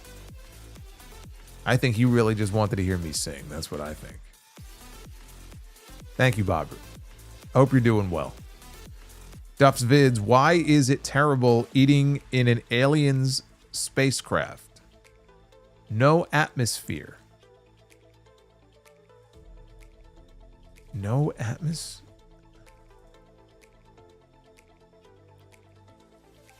I think I might be missing the punchline to that one. Not one of your better ones. What am I missing here? Hey, Markel. It's good to hear from Markel. 44 months of channel membership, says, hope all is well. I'm here live for once. I love the show, CEO. Yeah, Markel doesn't get to hang out live too often, so it's good to see you with us. Duff's Vids. A guy assaulted me with milk. How dare he? You deserve this one. This one you deserve. That was well deserved right there. Also, when you're sitting down, you're American. When you're laying down, you're American. When you're standing up, when you're standing on your feet, Europe. Also, very bad. When you're standing on your feet, you're up. Okay, yeah, man, they're getting worse. They're supposed to be improving. They're not supposed to be getting worse. What's going on here? The Average Grunt. What an all-timer episode of the longest-running wrestling show on Turner Broadcasting. Oh, no, you fucked it up. Prime time. Prime time. Says, this is the wrestling I love. AEW. Average Grunt is very happy. He's very excited about Dynamite tonight. You know, Duff's Vids, you keep, there's another one coming up here. I was going to say, you keep launching these terrible jokes. I'm going to have to levy a tariff on you. Don't make me do it. Little Baby Fire Panda with a $50 super chat. For the record, WWE has not been the underdog since like 1998. Nick Khan is an idiot. I'm shocked, Tony Khan, we didn't get a thank you, Tony Khan graphic tonight. Comes out on the ramp and leads the crowd in a chant of thank you, Tony. No, he's not going to do that. Bobby's World with the 21 says, have to say, I love all the jokes from the chat every week. I see your pain, though, so I'll be your last bastion, never telling any jokes. Totally unrelated. How long before Chad Gable wins the world? Crap. Never mind. It's a good thing you caught yourself there. I'm glad that you caught yourself there. That one was pretty funny. That one was pretty funny. Chad Gable winning a world championship. Not in this lifetime, unfortunately.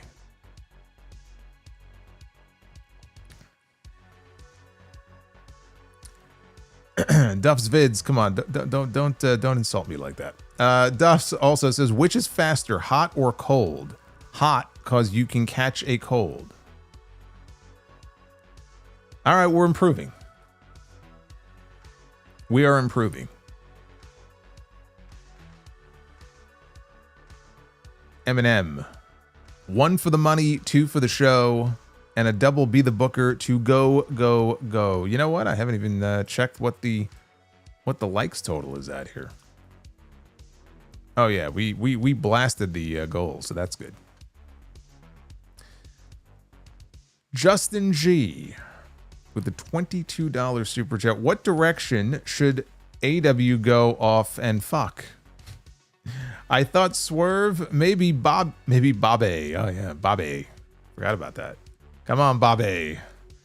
Perhaps MJF, Ricochet, Ospreay. Really anything but Moxley. Also, second, be the booker. I think it's going to be Ospreay. I mean, that's what I would do. That's what I would do. Food Hive, solo singing Sexy Boy. What the fuck have I been missing? You've been missing a lot. Yes, you've been missing a lot. See, this is why you can't leave. Rapid Dave.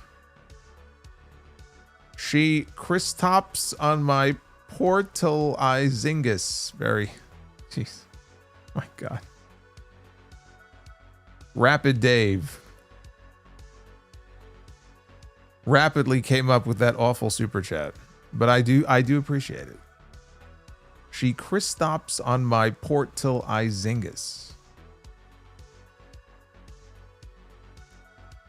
Duff's Vids with the $4.99. I rewatched WrestleMania 8 and was wondering if you know if Ric Flair and Bret Hart got in trouble or fined for bleeding in their matches, and if so, what happened? Bret Hart did not get in trouble. Ric Flair did get in trouble. And the reason why is because Bret Hart is just fucking great at what he does, and he was able to convince them that it was hard way blood, even though he admits he bladed. And blading back then was a no-no. But he was able to do it in such a way where he convinced them that it really was it was hard way. It was an accident.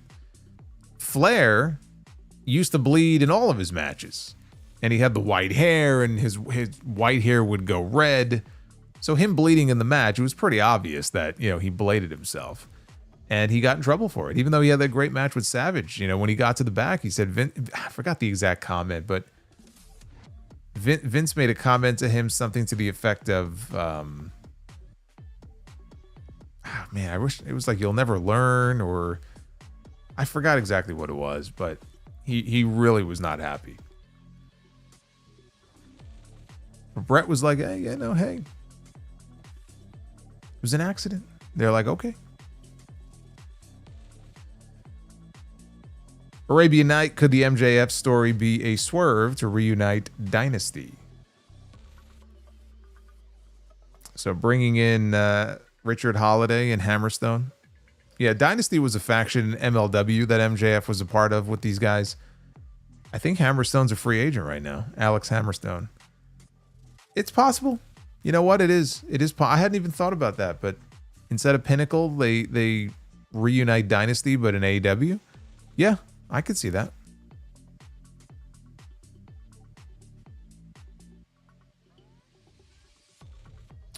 Jake Jones with a $49.99. Brother Solo, didn't get to watch tonight, but I enjoy your awesome reviews as always. Found out earlier today that I'm going to be a father. Great review and take care, bro. Well, how about that? We have to... Oh, no. I hit the wrong button. No. Ignore that. Ignore that. Congratulations. Yes. Congratulations to Jake Jones. Ignore that first one. My God. That's awesome. That is awesome.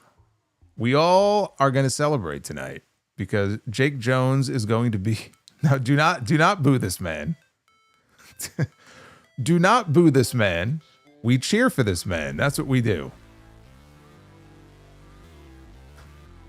Solo hates children. Come on now.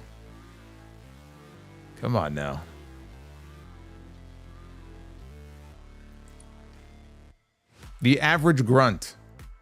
By the way, as I type this, positive feedback of the show is being marked as hateful conduct on the hell site known as X. Fucking wow. Is that true? Are they marking? Yeah, I mean, well, X is just fucking poison, but are they marking positive feedback for Dynamite as hateful conduct? Have the Fed stands really gone to the bottom of the barrel? Are they that desperate? Is that what's going on now?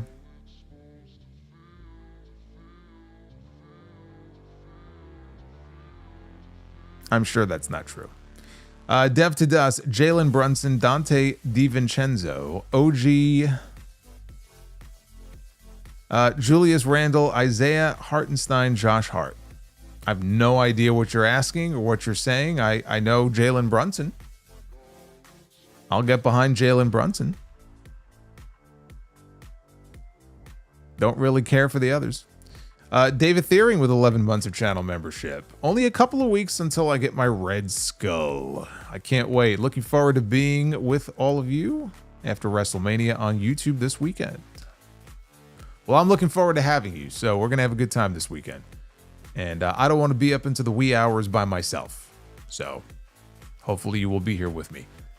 Number one, Homo Sapien says, Hammerstone is back in MLW. Yeah, that's right. He is back in MLW. He is back in MLW, so that's probably not possible. I did see that. Oh, it's the Knicks starting. Are they all on the Knicks? Oh, okay. All right. You can see I'm such a huge basketball fan. I thought he was just naming random basketball players. Honestly, Dante DiVincenzo is actually a pretty cool name. I wish that was my name. I don't know though. Dante sounds off though. That doesn't flow as well as Solomonster sounds though. Dante DiVincenzo. Oh, it was the lineup. Oh, that's right, Blitz fan. You're a big Knicks fan, right? I'll defer to you. It's their lineup from last year. Okay. Oz and Glorious says, yes or no? Is Mariah May leaving? Hit that like button. Right now, no. Do I think she's leaving when her contract is up? Yes. You forced me to take a guess. I'm going to say yes. Eminem says, hope everyone got their taxes done yesterday. Says, Winker would have been proud. Rest in peace, Wink Martindale, one of the best MCs of the 70s and 80s. Yes, and a fantastic name. What was he, 91, I think? Just passed away. Wink Martindale. He said, I mean, if that isn't the best, like, game show host name, forget MC, like the best game show host name ever. I don't know what is. Wink Martindale. I'm surprised that sounds like a gimmick they give you in NXT. You're getting a new name. What's your new name? Wink Martindale. Justin G gifted a membership to the Winston Slip. And David Thiering, thank you for the 5 gifted memberships. Kiddo Hudson, for all the shade that Tony Khan throws at WCW, he loves to borrow ideas from that company. I noticed it right away, the similarities between the Luger thing and what they did at the end of the show tonight. Matt Fisher, hey Howard, pizza. That was the best part. That was the best part of the WrestleMania 9 documentary. Go listen to my review. I mean, it's long, but it's thorough. We get into a lot of the different things that were talked about, but the sight of Howard Finkel dressed up in a toga, looking like the little mascot guy from the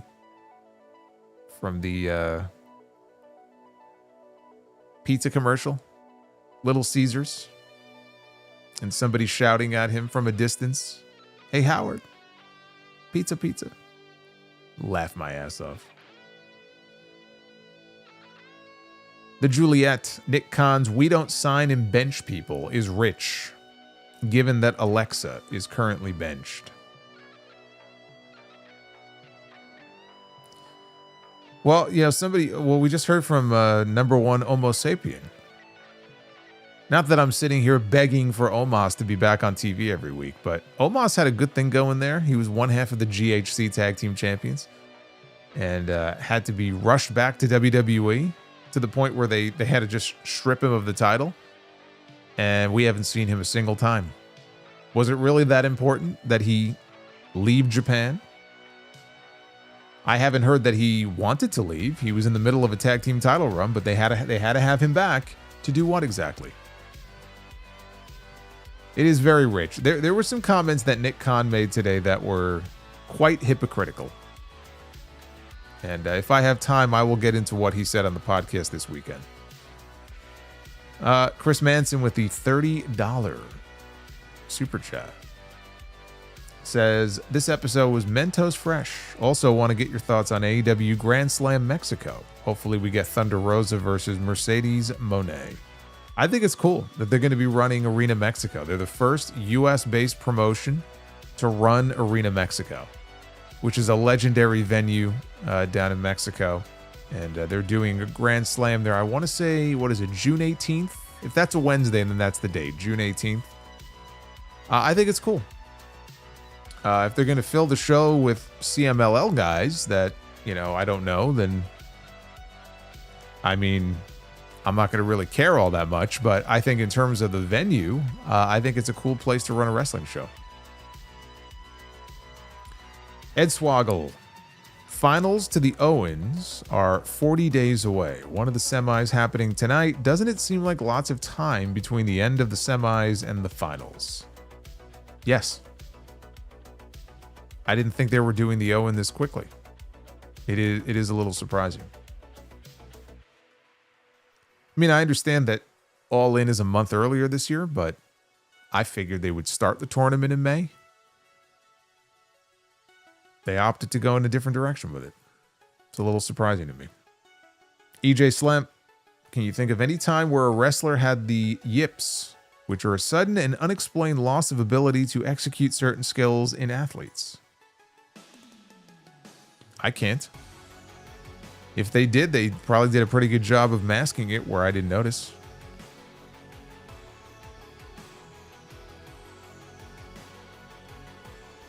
I can't think of any. Unless you're thinking of Jumpin' Jeff Farmer and his legendary promo where he went, yep. I remember that. I remember Jumpin' Jeff Farmer, but that's about it. Alex says, Brother Solo, do you agree with WWE picking Undertaker against Shawn Michaels WrestleMania 25 as the greatest WrestleMania match ever? Is there anything in this match you liked better than Austin versus Brett? I love both matches. I have no issue with it whatsoever. And that's another thing. If I have time on Sunday, I have the list. I'll talk. I'm not going to go through all 50 matches, but I'll talk about the list. But I have no issue with that. You can't go wrong with either of those matches. I happen to think Austin versus Brett is the best match in company history. But for the longest time, I thought, and I said Undertaker and Shawn Michaels was my favorite WrestleMania match. But when I compare the two, I just give the edge to Brett and Austin, especially based on the significance of the match. But they're both awesome matches. So I have no issue whatsoever with them ranking it at number one. I think it's a fine pick. Base Beerus, when I grow up, I want to be an interim trios champion.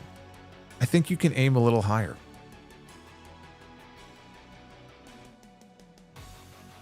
Alex says, let's thank Solo for choosing to watch the 3-hour pre-show each night and analyzing the same promo videos that they're going to show.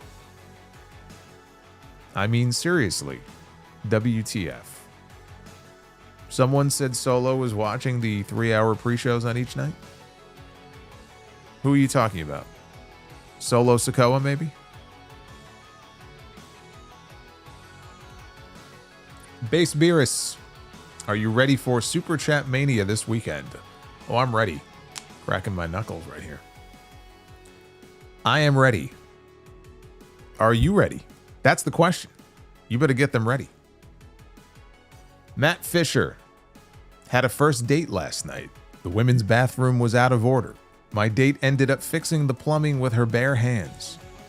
Don't ask me how. This is not a joke. That means that she's handy. You need to hold on to her. She could be very useful. You know how hard it could be to find a plumber these days?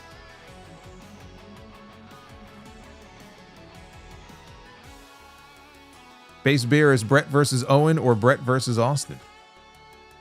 Well, I mean, considering I just said Brett versus Austin is the greatest match in company history, I think I just answered your question. Matt Fisher, hi Sean. I know you're here. Yeah, Sean.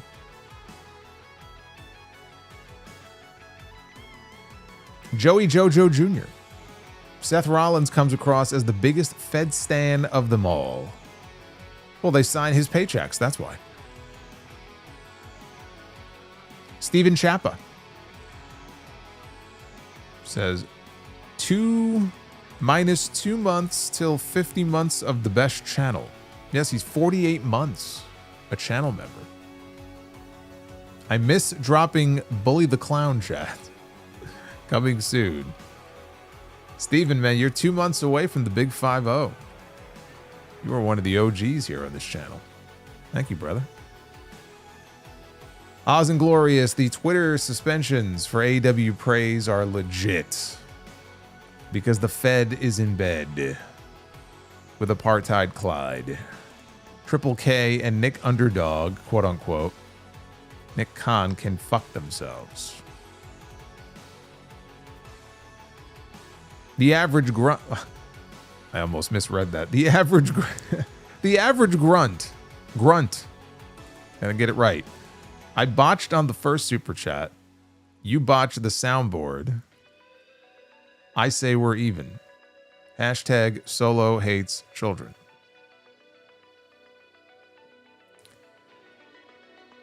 Oh, man. And EJ Slemp.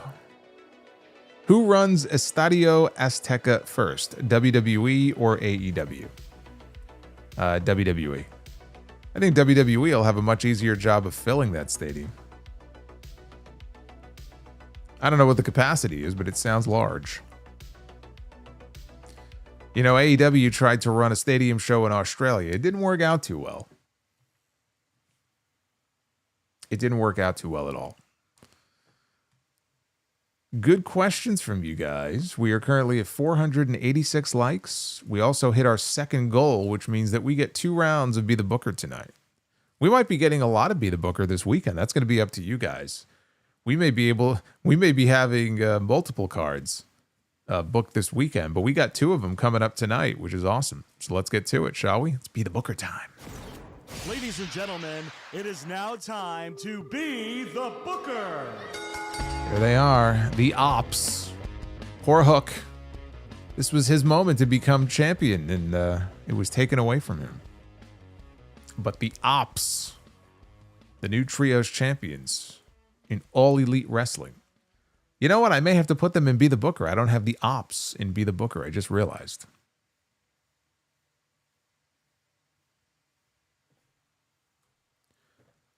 We got Booker T and Goldust, who were a very entertaining team, actually. They're kicking us off and Be the Booker. Booker T and Goldust. Getting it on with Stone Cold Steve Austin and Shawn Michaels, who were tag team champions. Stone Cold and Shawn Michaels against Booker T and Goldust? Sign me up. I like that Homer Simpson shirt that Shawn is wearing here in this photo. Yeah, that's a bell. That's right. That is a bell. Women's Be the Booker. We begin with Bayley. Bayley, the former WWE Women's Champion. Actually, you know what? This image, I think, was the night that she turned heel and beat Charlotte Flair. You know who will not beat Charlotte Flair this weekend? Tiffany Stratton. Bayley going to go one-on-one with Jade Cargill, who I also happen to think will not be beating Naomi this weekend.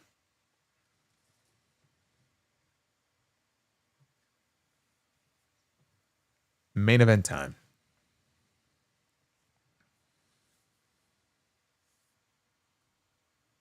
Oh my God. It's a good thing I didn't just eat dinner.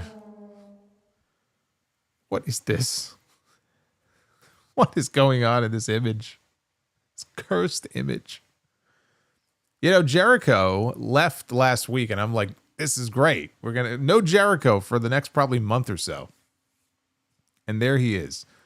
There he appears on my screen, the Painmaker. I don't know what is going on in this image, but my goodness. Chris says, redo, he is off TV.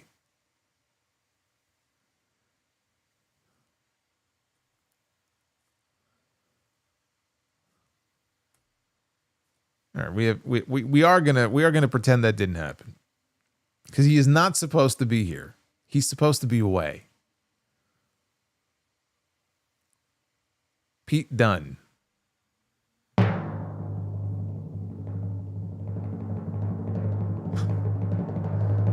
Pete Dunne against Yokozuna. How very appropriate that we land on this image of Yokozuna moments before Catastrophe. This was the 2 minutes that he was the WWF champion on the night of WrestleMania 9. As his manager issued a challenge to the challenger to get in the ring and wrestle the champion. Pete Dunne, enjoy your bonsai drop. Because that's how that match is ending. Oh, wait, did we just do a clean sweep? I think we did. I almost forgot. I almost moved on, and I almost didn't even play the chime. We got a clean sweep. We're going to pretend the Jericho thing never happened. But we are going to move on to round 2 now because you guys hit the other goal. And so we have a second round now of Be the Booker where we have to go stipulations. Those are the rules. You get a round 2, we pick stips. And so I think what we'll do is we'll start with the women this time. How about that? Pick a stipulation for the women. And the stipulation is on a pole, bro. Vince Russo has struck again. Right off the bat. So look at that. Look at Baby Russo. Baby Russo on a pole. So we have on a pole. I don't know what's going to be on a pole. But the stipulation for this women's match is on a pole. There are some women who make a very good living on a pole. I don't know that that's what we're talking about here. Willow Nightingale. She's not on any pole. Willow Nightingale is awesome. And it will be Willow Nightingale. 1-on-1. Mommy is mad. Pick a stipulation to make her happy. She looks very angry in this photo. But that means that on a pole, bro, is gone. And we have to pick a new stipulation. Good. I don't like that stipulation anyway. So now it's wiped clean. We have been saved from Russo. And the new stipulation is an Inferno match. Which technically is a Russo idea. Poor Willow, man. Willow Nightingale now has to be in an Inferno match.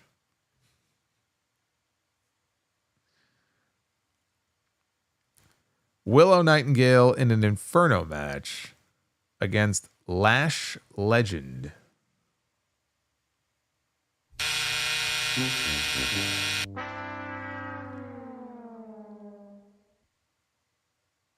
No. No.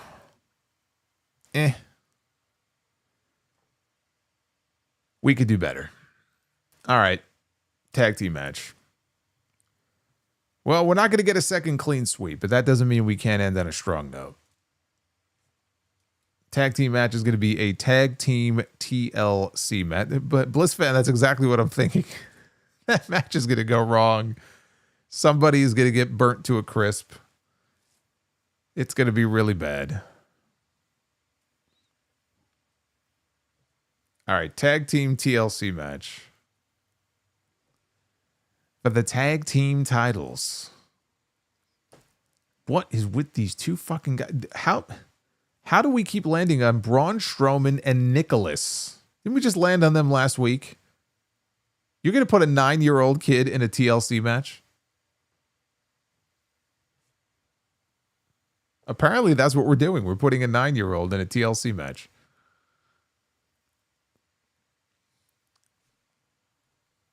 Randy Orton forces Adam Pearce to add a stipulation to your match. Man, what is in the water tonight? All right, well, TLC is wiped clean. That's it. The 9-year-old is spared. We have to pick a new stipulation now for this match. Before Randy Orton beats up Adam Pearce the way he beat up Nick Aldis. And he punted Vince McMahon in the head too. Boy, Randy Orton does not like authority figures. He has a problem with authority. All right, new stipulation. 3 stages of hell. That's like each hour of SmackDown. All right, well, Braun Strowman and Nicholas now are going to be in a 3 stages of hell match against the Guns, Austin and Colton.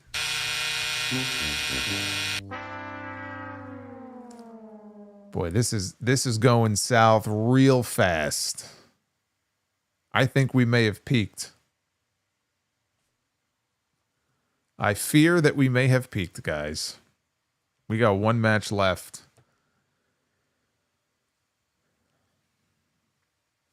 And the stipulation for our main event is a dog collar match. A dog collar match. You got to have the right people in a match like this, though. That's the key.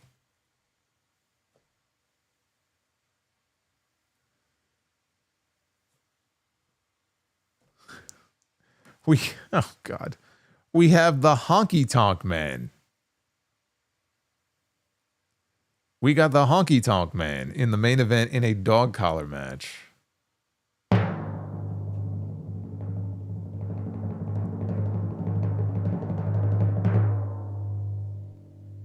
Against Bad Bunny.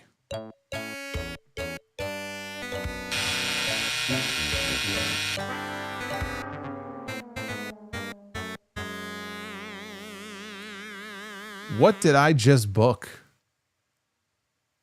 The Honky Tonk Man and Bad Bunny in a dog collar match? What the hell did I just book? Well, you know what? We had two sweeps tonight. One went one way and the other one went a completely different way. So we kind of balanced the two of them out in a way.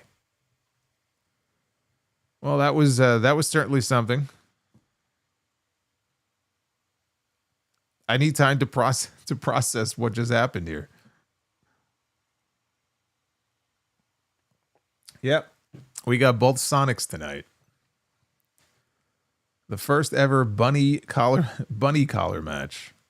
You ever see people walking their bunny down the street with a collar around its neck? I don't.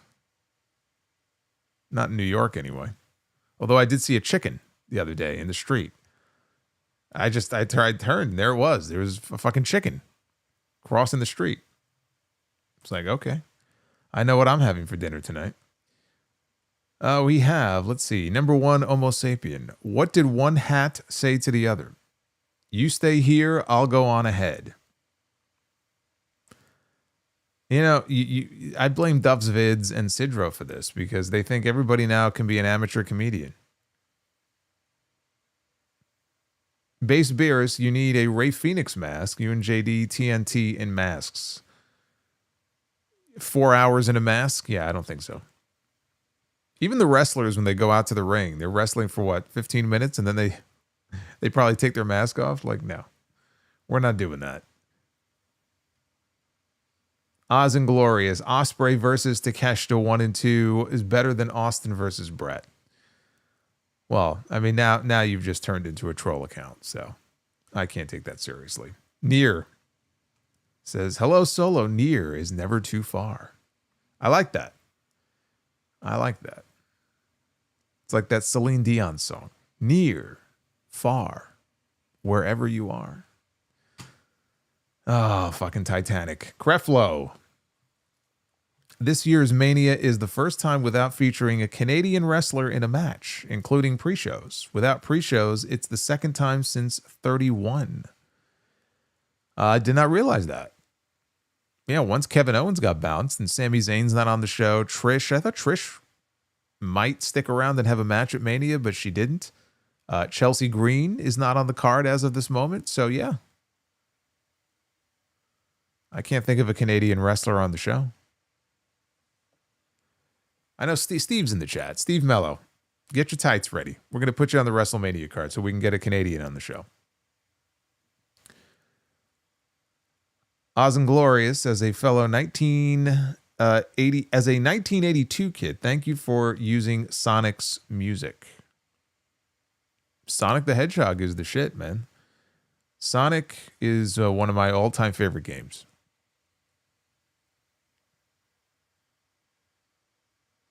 Duff's Vids. I bought a cheese grater for my blind friend's birthday. He said it was the most violent book he ever read. Good night, all. Ready for WrestleMania 41. I bought a cheese grater for my blind friend's birthday. He said it was the most violent book he ever read. Terrible. Creflo says the build up to Subway Mania has been better than WrestleMania this year. Oh, I don't doubt it. You're probably right. And Base Beerus says Junior Soprano watching Curb Your Enthusiasm is LOL. Is there a video of Dominic Chianese watching Curb Your Enthusiasm that I haven't seen? Base Beerus says you should do Sopranos review someday. I would watch. I'm probably due for a rewatch, honestly. Every few years, I try to do a rewatch of the entire series. The problem is there's so many shows now, like current shows with new seasons coming out, that I have to catch up on those first. So there's so many I'm backlogged on right now. But I'll get to that at some point. I rewatched The Shield a few years ago, all over again, all 7 seasons. So I'm sure I'll get to The Sopranos again. Dennis Rodman's meet and greet is $350, while Tyson's is only around $100. Oh, is that at WrestleCon?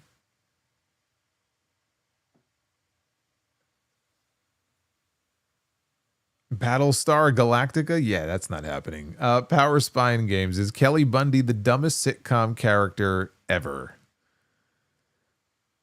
No, I mean I'm sure there have been dumber ones. What was Kirk Cameron's character, his best friend on Growing Pains? Boner.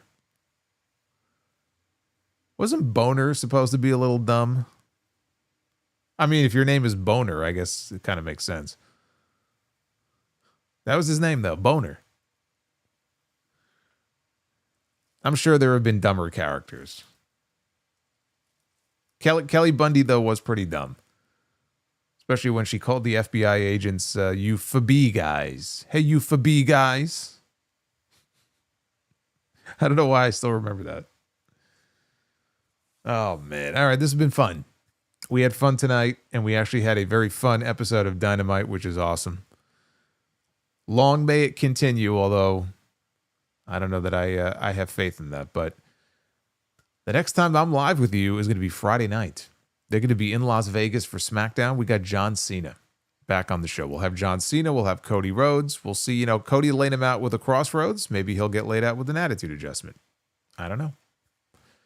But we got one show left before we get to WrestleMania this weekend. And I will be live after both nights of WrestleMania. So it's going to be a late night on Saturday, late night on Sunday. On Sunday during the day, later in the afternoon, there will be a podcast, episode 910. And so that'll be something to keep your eye out for. And then, of course, we got next Monday, and we got TNT, and we got Dynamite. It never ends. It never ends. There's a lot of content on the channel. I hope you guys are enjoying it. Creflo says, Waldo, Geraldo, Faldo. Sure. Base Beerus, JR thought Larry and Jeff. Oh, JR. Junior thought Larry and Jeff was himself and Bobby. Oh, that's right. Yes. Good old Bobby Bacala. He liked trains. Bobby liked trains. Very sad the way he went out. He was, at his core, he was a good soul. I do believe that. All right, be well. Stay safe. Hit that like button on your way out. Go check out that WrestleMania 9 documentary review and leave some comments on that. And I will see you this weekend for SmackDown and WrestleMania weekend. Until then, take care, guys.